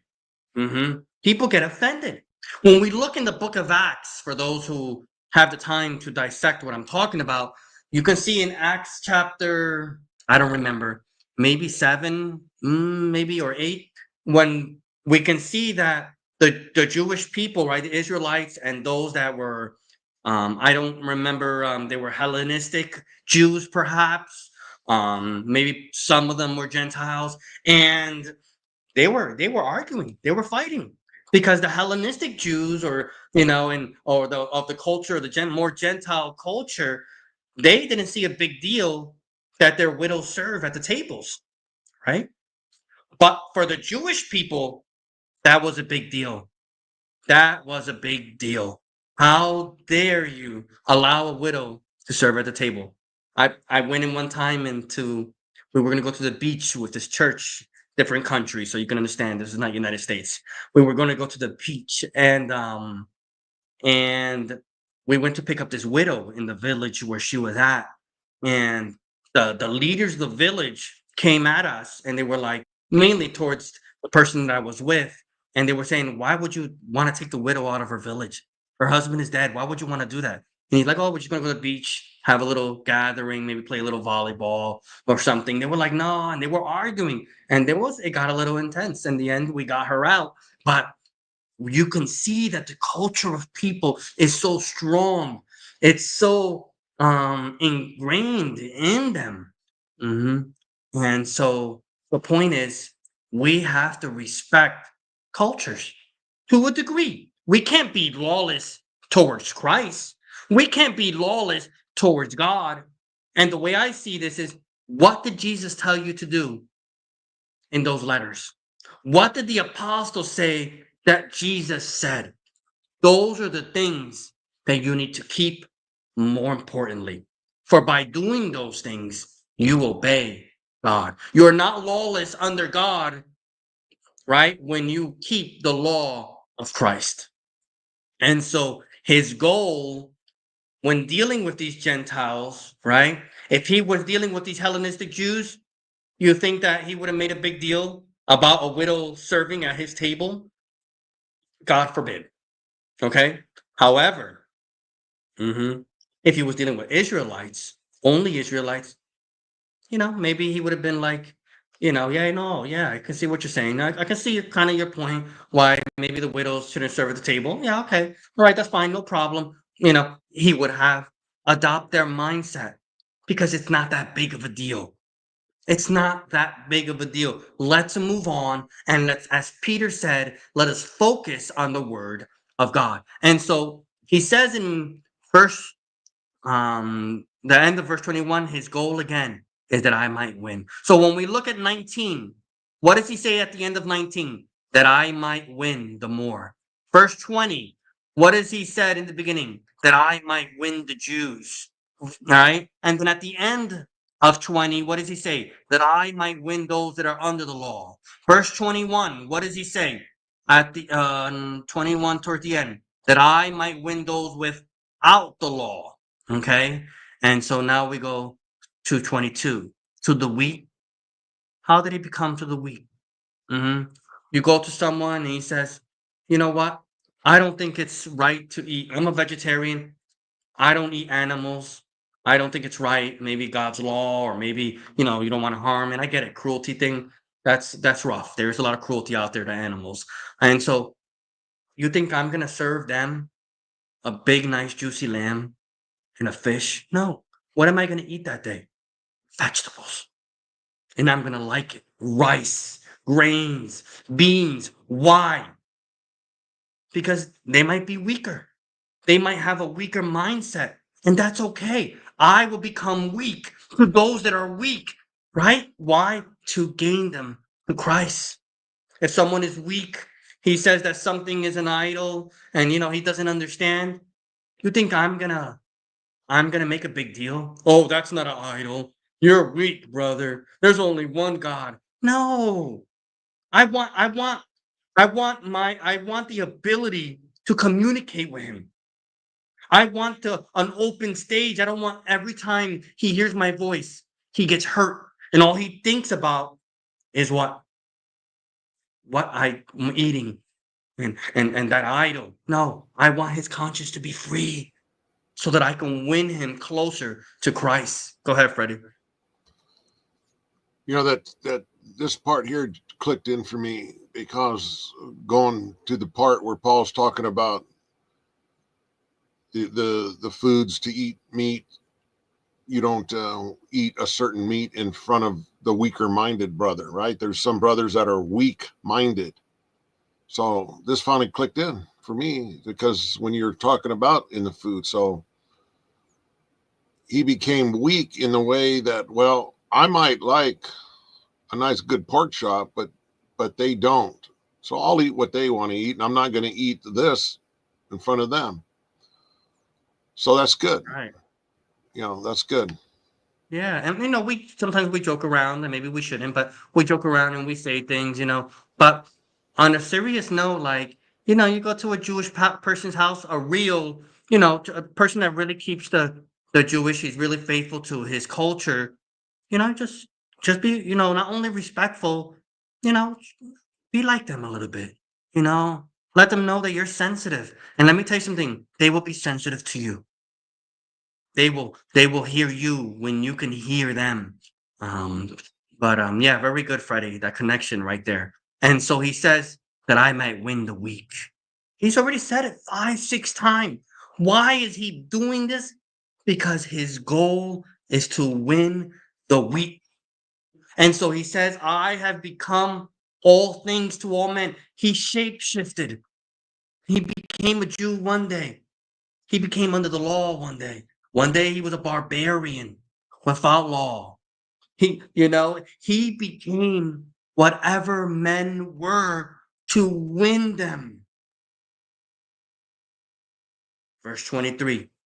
Now this I do for the gospel's sake. Remember, that we have to see why he's doing this. There's people that shapeshift, and they shapeshift because they want to hurt your children. They shapeshift because they want to eat your wives. They shapeshift because they want to steal from your homes. They shapeshift because they want to manipulate you with religious doctrine. They shapeshift for many reasons. That's what one of the reasons that I respect Chris and his belligerence is because he's being himself. You know, that's who Chris is down there. When you guys see in the chat and you read that, all that, that's who he is. But there's people not like Chris that come up and they're these peaceful people. They love God. They're so devout. But inside, they want to eat you guys up, devour you. And so, those kind of shape shifting, I'm not saying do that. Don't become like them. But Paul did this. The Spirit, when maybe you can't see why he was doing this, but if you can look behind his actions, into his soul, the reason he would change his lifestyle a little bit was because his goal was for the gospel's sake. He wanted to spread the message that he might be a partaker of it with you. He had the gospel. He wanted to share it with you. And so that together we can be of Christ. So, verse 24. Do you not know that those who run in a race all run, but one receives the prize? Run in such a way that you may obtain it. So now he parallels this, right? He puts a side by side. That's what a parable is. It's like a side by side. I think someone was teaching me that. But anyway, it's a side by side, right? We got the reality. The reality is, right? He wanted to win people to Christ. And so he was kind of like, becoming a Jew, acting a little different, whatever. But we're going to look at a parallel example that those who run in a race, right? Everyone runs, okay? If we go into a race, right? And someone is not running, what will we say? Why did I come out here? What is this? Is that guy okay? What's going on here? Everyone runs in a race, but only one wins the prize. What was the race that Paul was going for? What was the prize that Paul was going for? Why was he running? What was his prize? Anyone know? Someone in the chat? What was the prize? Let's see if someone knows there in the chat. Anyone? What was the prize? Freddie? Anybody? Bass? What was the Eternal prize? life, I don't think so, Freddie. not And I know you salvation. might. I don't think so. I know those things are true. I'm just saying contextually. I don't think that's what he's saying. I think what he's saying is the prize was to win people. He didn't want to go all out of his way to travel, to go to someone's house, and then come out not winning. His goal was to bring people to God. So if he was going to go do this job to evangelize, that's running in the race. He wanted to do everything he could to convert them. What was his goal? That I may win people to Christ. Win. His goal, his prize, was to win people to Christ. So he was running in this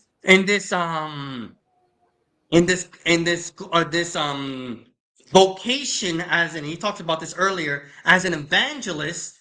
Okay, he was running in this race, right? But his mindset was he wants to win them to Christ. And so now he tells you, run. If you're going to do God's job, do it in a way that you can gain and obtain it. If you're going to do God's job, don't do it halfway. What's halfway? Yeah, someone goes, hey, I would like to hear the word of God from you. Sure. You go over there, and then you're like, all right, this is the word of God. You believe it or not? That's not winning them. If you're going to do it, come with the mindset of Christ, who became a servant to all those around him. If you're going to do it, put the mindset of Paul. And because his goal was, I'm going to do what I have to do to win people for Christ. Because that was what the parable was all about, right? Wasn't that the parable? That guy had the talents. And what didn't he do with the talents? He didn't multiply them. So we have such a great gift and it's stagnant and it's not moving. It's not converting.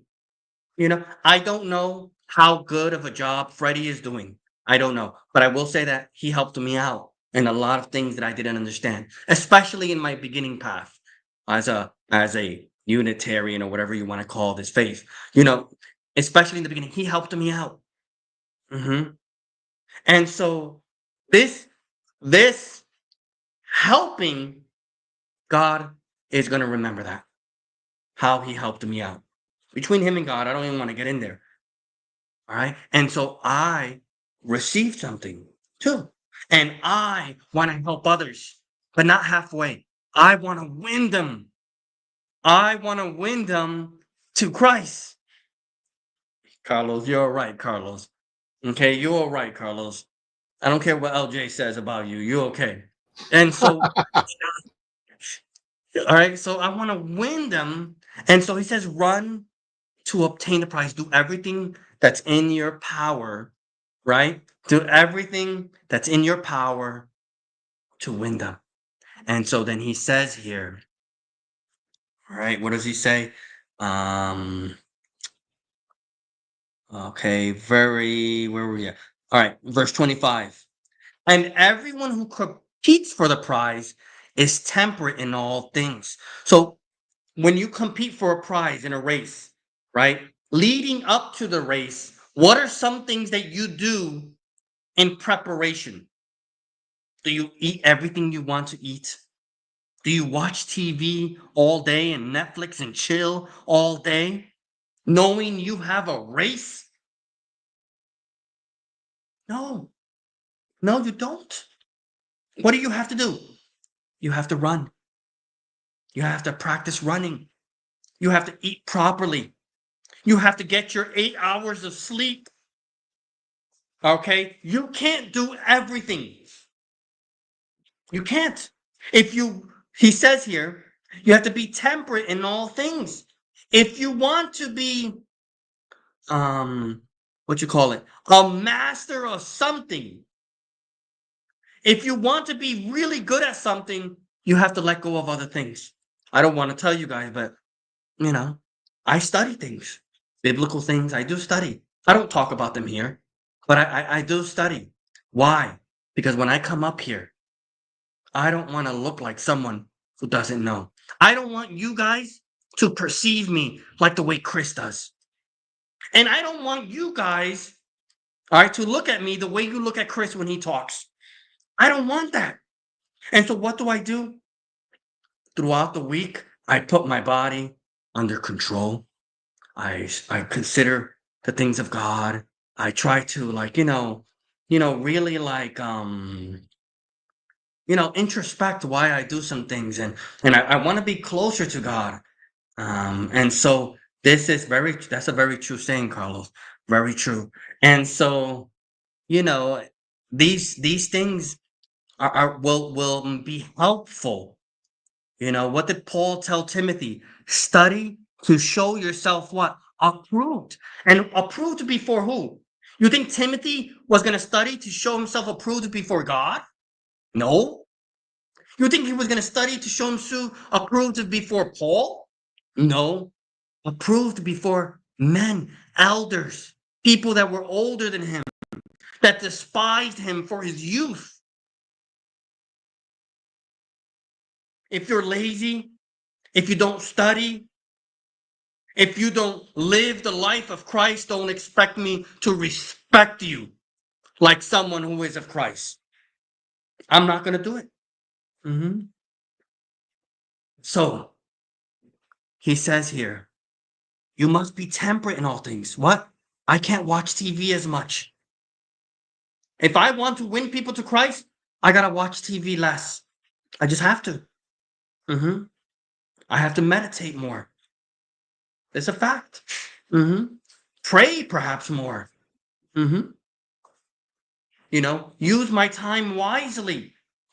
I have to build my spiritual muscles so that when I am in front of this situation, I'm prepared. I'm ready. So, and then he says here, now they do it. These people who run the race, they do it to obtain a perishable crown. They do it for earthly glory. They do it for, whatever. And there's nothing wrong with running in the race. That's not what he's saying. He's just saying that the glory of this world fades. It just like a flower. It just fades. It just withers. It doesn't last forever. But he was doing it for an imperishable crown. His reward was to win people for Christ. And on that day, when he wins people from Christ, God, right, through Christ, is going to say, Paul, I gave you this much. What did you do with the money that I gave you? And Paul's going to say, I got it for profit. I doubled the amount. I tripled the amount. You saved me. I saved others. And hopefully, God, through Christ, will say, good servant of mine, come into my rest. Who doesn't want to hear that? I do. I do. I do like, I'm not going to lie. Bye, Carlos. I do like to hear my voice sometimes.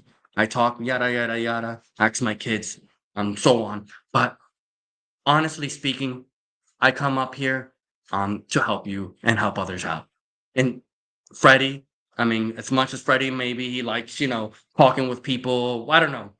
He does it with intentions that are clean. They're good. And so the same with Bass and a lot of these people that come up here. I'm not saying everybody's good, but there's some good people up here.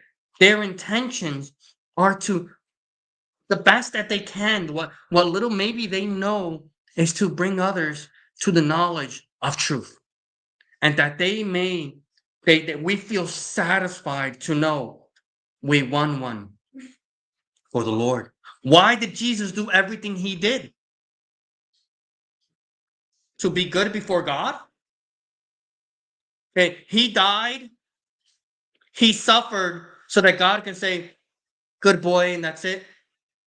No. What does the Isaiah 53 say? For our sake. For our sake. He did what he did because he had a vision. And so when you deal with people, you have to have a vision. You have to see further down. Let me tell you something. I get frustrated with my kids all the time. And it's not that they're like not good kids. They're all right. They're decent. But the thing is, I lose patience. Why do I lose patience? Because I can't see that one day they're going to be adults.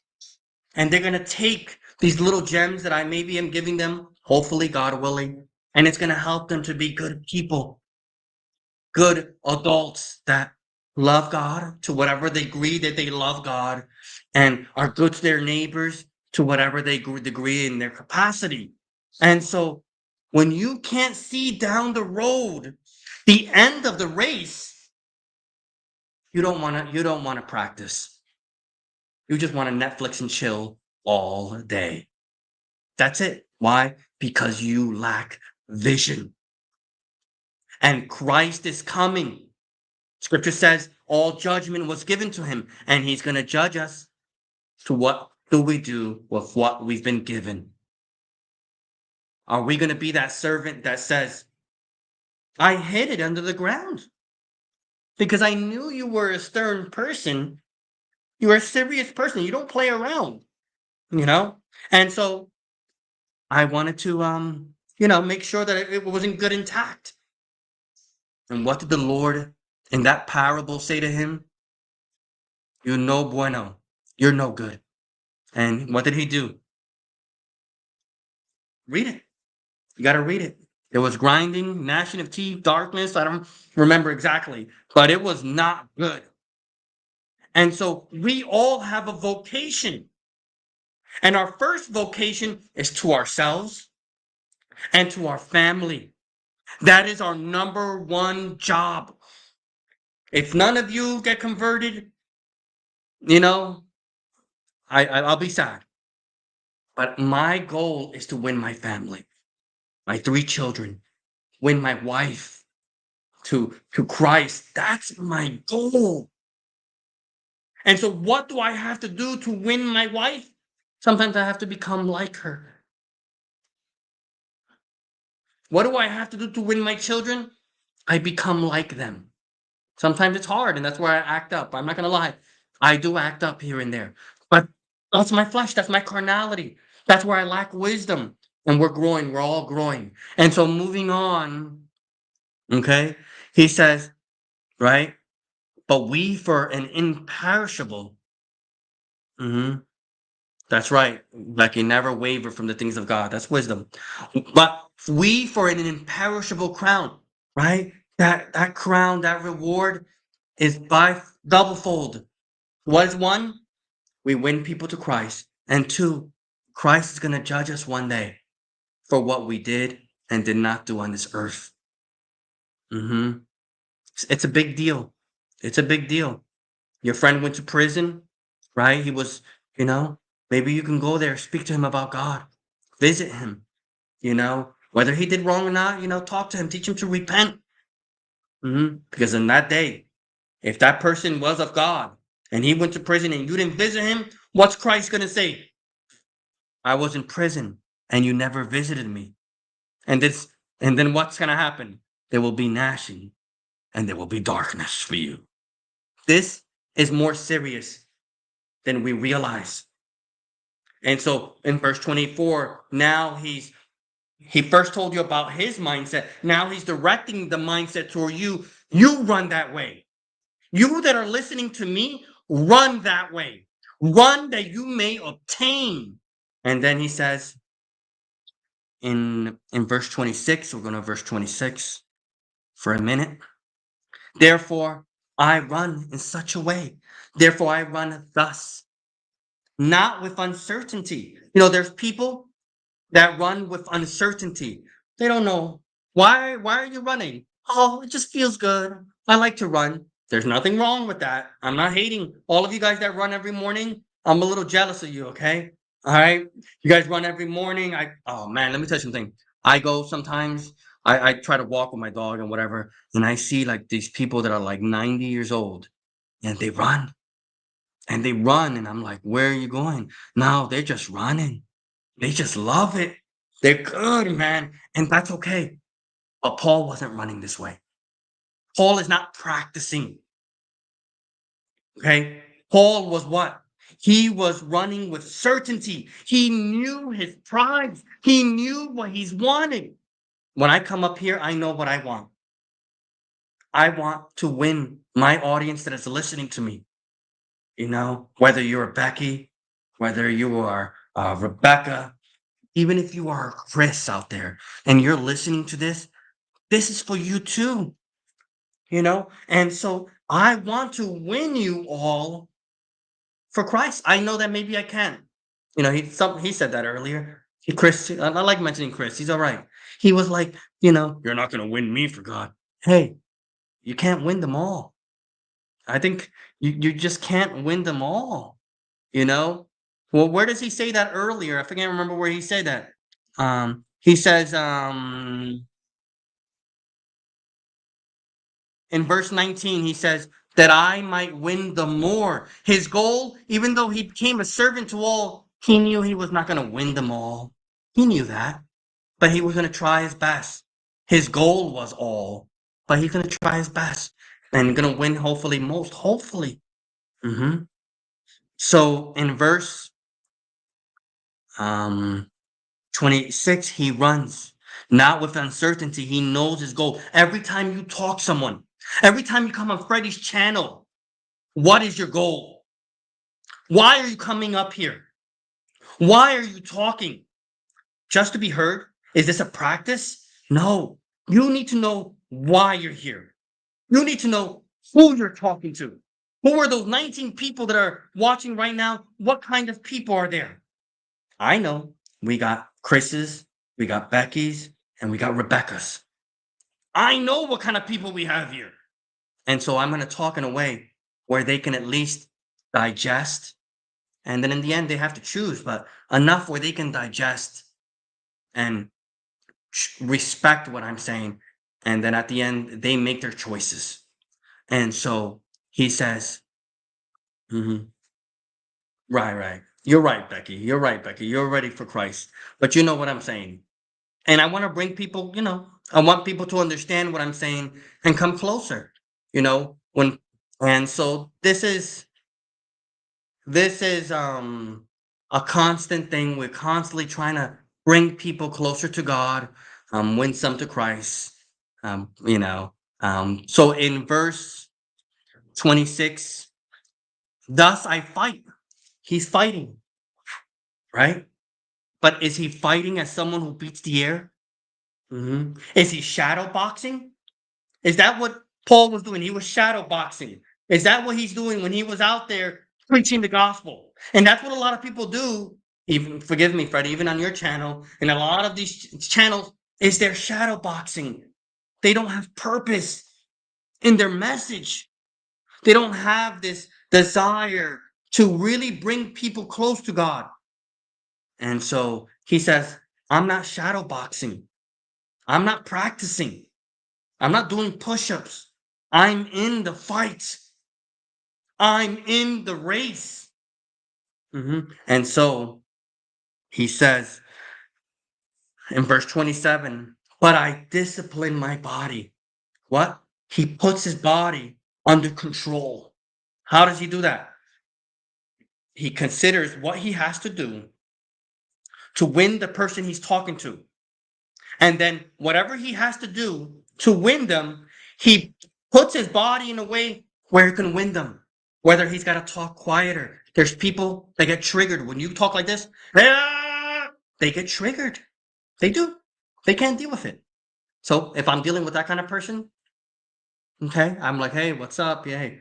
But when I'm dealing with sometimes I deal with Puerto Ricans that are loud. You know what I do? I speak loud. I do. When I'm speaking to my people, I speak loud and I'm a little brute in the way I talk. Why? Because that's connecting to them. You put your body under what? Subjection. Why? Why all this control? Why all this submission? Why all this change? He says, unless something happens.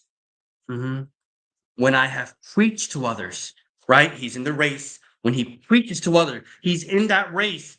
What could happen? He himself becomes what? Disqualified. He becomes a reprobate. How do you become a reprobate? Is you fail. How do you fail? Well, if the teacher tells you, okay, the teacher tells you need this in paragraph form, this has to be sourced, and there has to be a reference in the end, and you don't do it that way, when you hand in the paper, even though the spirit of your paper has good material, I'm not going to say it doesn't, but you can't follow the rules. When you give it to her, you're going to get a bad grade. If you're lucky, a C minus. If you're not lucky, a D and an F. And so in this path, we have to look beyond. We have to look at the people we're dealing with and see what is needed to gain those people. And you need to adjust and format your life, indent your life, put the proper font so people can read you as you should be read. Because what happens is when you come at someone in a raw form, not in a cultured to their culture form, what happens is that they can't even hear you. And to them, you have failed. Even though you had good stuff. Even though the content you had was beautiful. Your projection, your appearance was not. And so Paul did not want to fail. He didn't want to disqualify himself in the race. He wanted to win people to Christ. And so he did everything he could for that. And so let us put on this mindset. And so this is just something to think about, and I've been turned off. I get turned off all the time, I'm just like that, and I know I gotta chill out, and I try to be patient, and I try to be like, okay, maybe that guy has problems. Okay, maybe that guy, he does things a little different. But I'm a little bit more mature, But inward me, like inside me, I'm like a little bit sometimes when dealing with certain people. I can't help it, but I can grow and I can learn to be better. And for that, as Freddie says, we need prayer. And for that, we need humility. We can't live as kings right now. We have to live as servants. We need to accept our vocation. We need vision down the road. We need to see the prize at the end. You need to see that trophy. Why? Paul, I know for a fact, okay? Freddie, you have a trophy wife, right? Right, Freddie? Yeah, I have and a trophy Right. mod. You're up there. You're a trophy mod. Yeah. What did you do to win her? We don't need to know the answer, but I'm sure Freddie was talking smooth. I'm sure he was a smooth jazz right there. He had grace. He was sweet, opening that door. Maybe I'm wrong, but we gotta do what we have to do to win people, and that's it.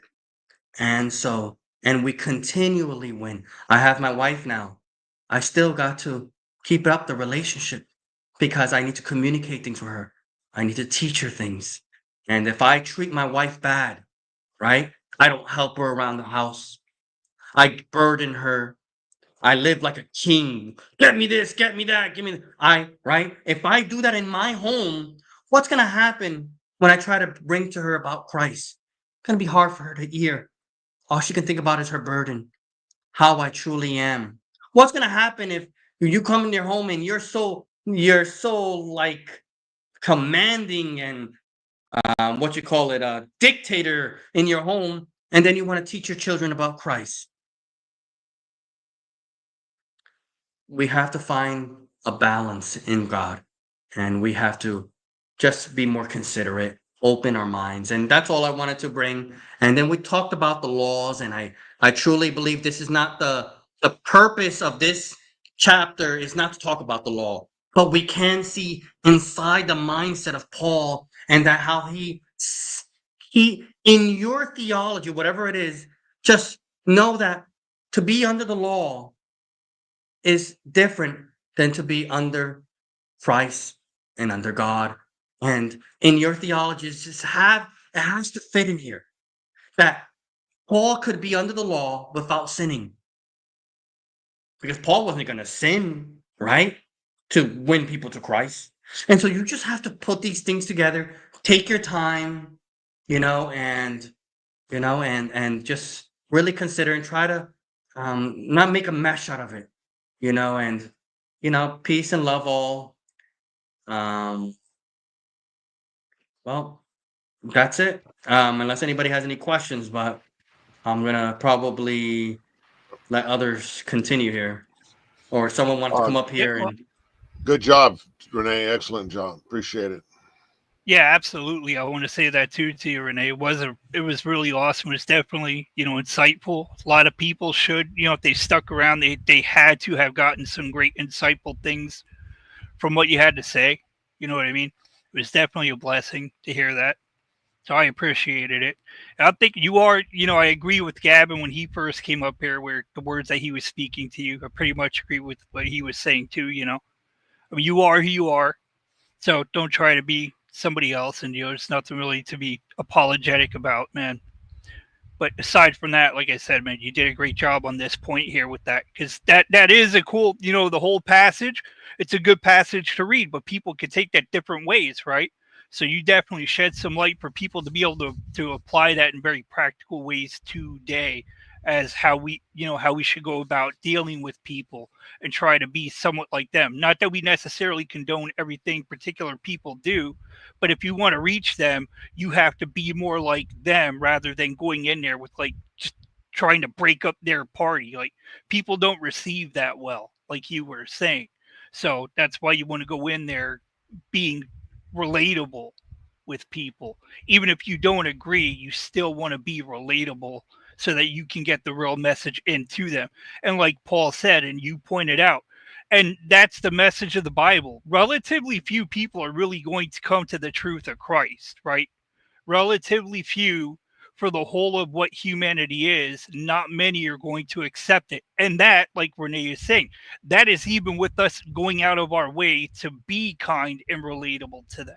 So imagine how much more less effective we would be if we were just being bulls in a china shop, you know? We would do more damage than good. But even you pointed to that point, right, Renee, about running the race, if that were to be related. So you don't want to run the race and find out you're not doing things appropriately. So again, it's great, insightful wisdom, man, for people to take and apply, you know. And like I said, man, it was a beneficial thing for people to listen to. And if you guys are jumping in now, then you got to go back and listen to Renee from the beginning when he started. And we were, people were just having a conversation for about 15, 20 minutes. So just go into the video to where you hear Renee actually giving his talk here. All right, it's good stuff, guys. So go back there and listen to it. All right. And with that, I will say, if you guys were here and you liked stuff that Renee said, why didn't you hit the like button, guys? If you didn't do that yet, why didn't you do that for the man? So take a second to do that for him now. Let him know you appreciate what he had to say, okay? And even put a comment in the chat. If you guys are watching this in a replay and you listen to Renee give that speech, let him know down in the comments what you think of his stuff. And I'm sure it's pretty much all going to be very nice and polite and upbuilding to Renee, okay? So thank you all for that. We appreciate it. I'm All right. not that sensitive, guys, I but I have a appreciate it. Thank you. I have a comment. Can I make a comment? Yeah, go ahead. Go ahead, Devin. Of course.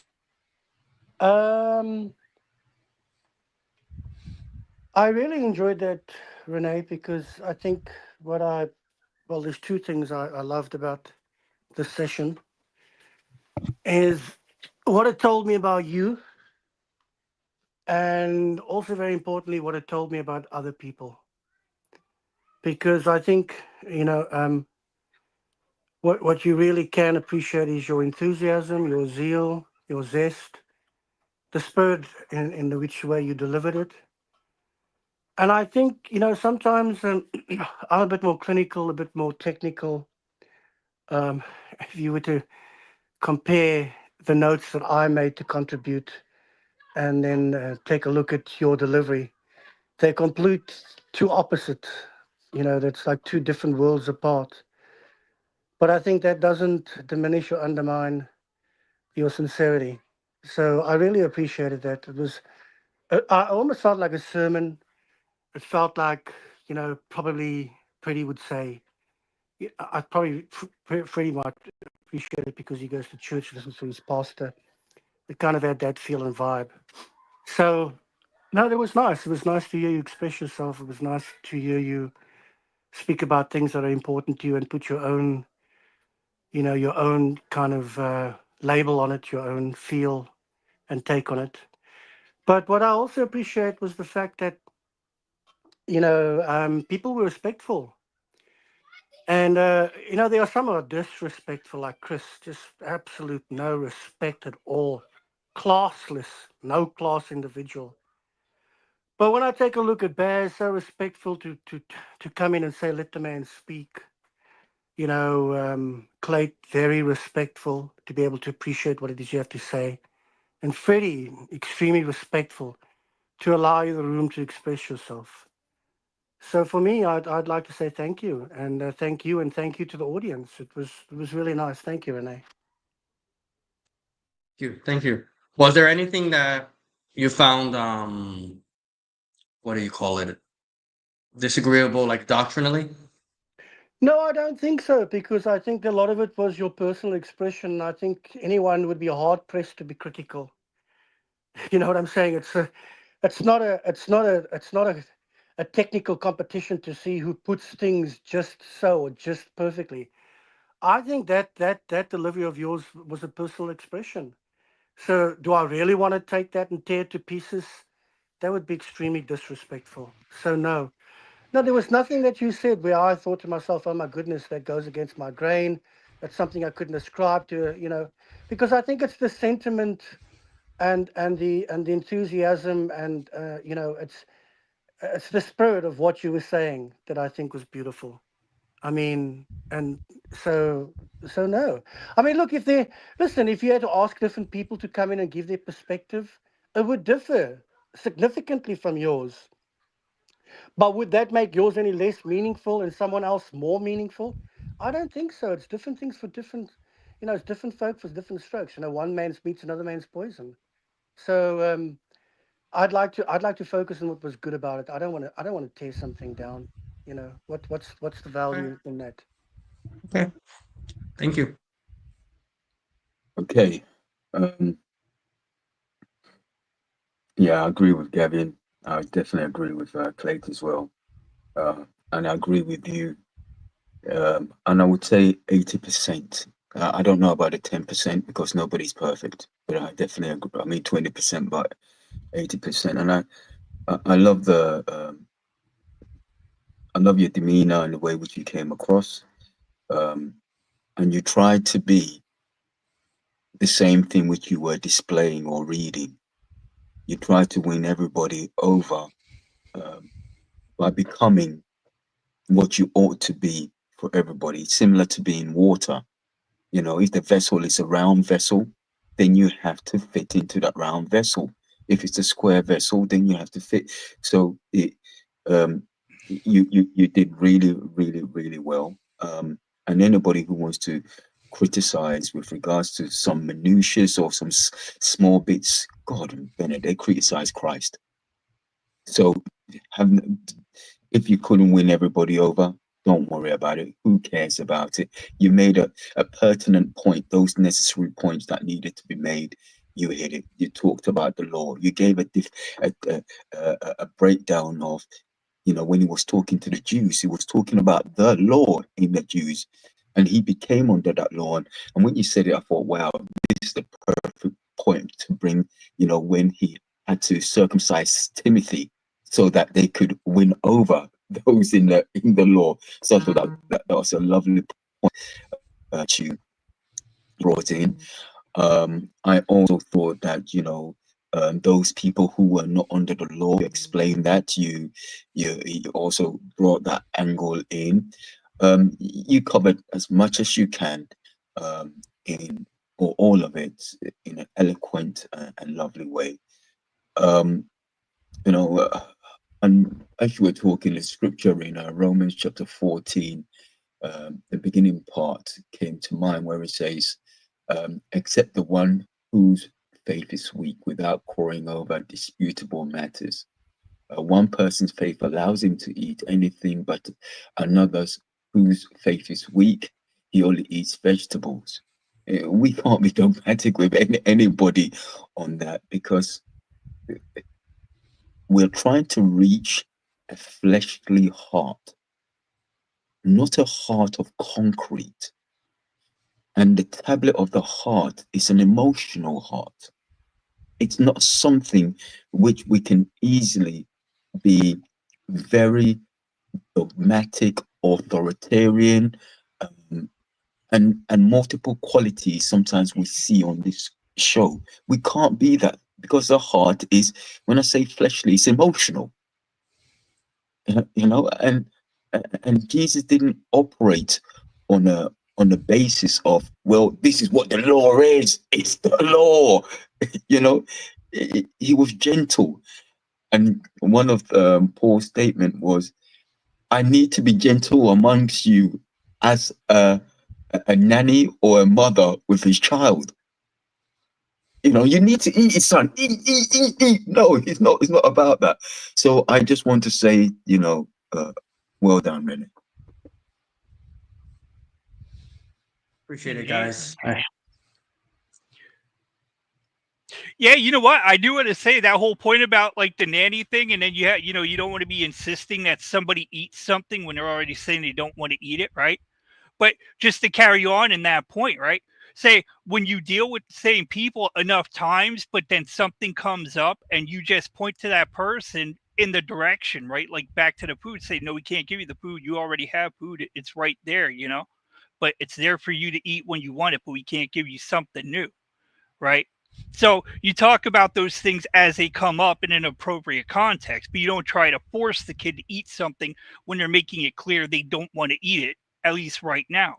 But when they're in an appropriate space, that's when that conversation comes up again, and you point them back to something that is necessary to talk about, which is what they're going to eat, right? And that it's been provided. And that's all there is for now. Can't introduce something else. Not in these conditions or circumstances, you know. So I yield there. Yeah, you're making me look bad, Renee, because I'm controversial. I want to get in there and like do my thing. I got to hold myself in.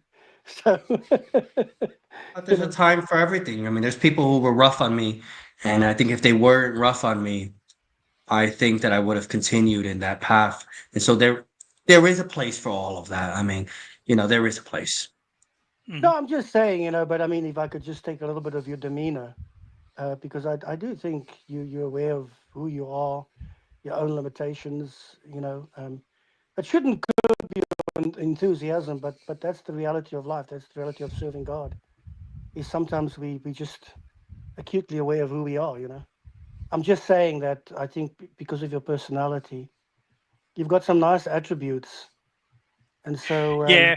Well, yeah, that's the thing, right? It's like when some people go around, they just pull out the baseball bat and smash him with it. But Renee comes in with the wiffle ball bat, yeah, Yeah. there's very And to little be honest, I'd rather afraid of that. I'd rather get hit with the wiffle ball bat. You know what I mean? If I got to get hit, I'd rather be hit with that, man.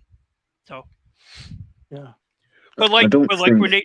Renee said, man, there's a time and place for everything. And at times when you're around people enough, right, when they've been around and you're definitely familiar with people, then you could be a little more hard with them, right? Because it's like, look, you've been around enough, you're maturing, you've learned some things. So now you got to say a little, something a little harder to you because you seem not to be understanding a particular point, right?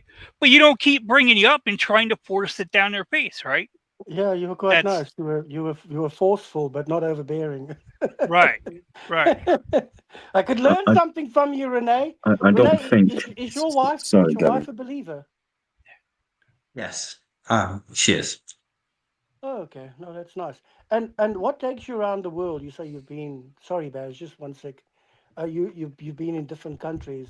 Is it your job or just your travels? I have my travels. Just wanted to go places, and at the time, even though I was oneness, I wanted to meet people who believe similarly to me, and so Oh I got to know my people. Lord, you've come a long way if you've Oh, come from oneness. I Oh almost think yeah, it's more difficult to come from oneness than being a Trinitarian. It's got like a hook. Because the thing is with a oneness argument, honestly, I can understand a Trinitarian argument. I really can. I can appreciate where they're coming from. I could give a Trinitarian their argument. And if you were to ask me, could I give an absolute argument with total conviction to prove that Jesus is God, I'd say absolutely yes. But if you were to ask me to do it from a oneness perspective, goodness gracious, that logic baffles my mind. So the fact that you've come from that's amazing. Go ahead, Baz. Yeah. I think everybody has a good day and bad days. So I don't think you should bring yourself down because you do have good days where, and just like me, there's days which I'm just becomes a banshee, So we all go through that. So That's because just you're rest. feral, you're wild, feral black African. That's why. Don't expose me like that, man. So but I think You a also. BIG, you can be a PIG. Oh gosh, what's happening here? I just want to say, did you notice the anchor in verse 23? There's an anchor which we all need to give, but this is it. There's different strokes for different folks. Some people you need to hit them with a hammer because they are concrete like, and you know, no, should I use concrete? No. They are Whatever is still a like, hard substance, right? Yeah. yeah, so they're still like, at least with concrete, you can pour some form of water mixture to soften it. But things which are still like, you know, you've got to batter it down constantly.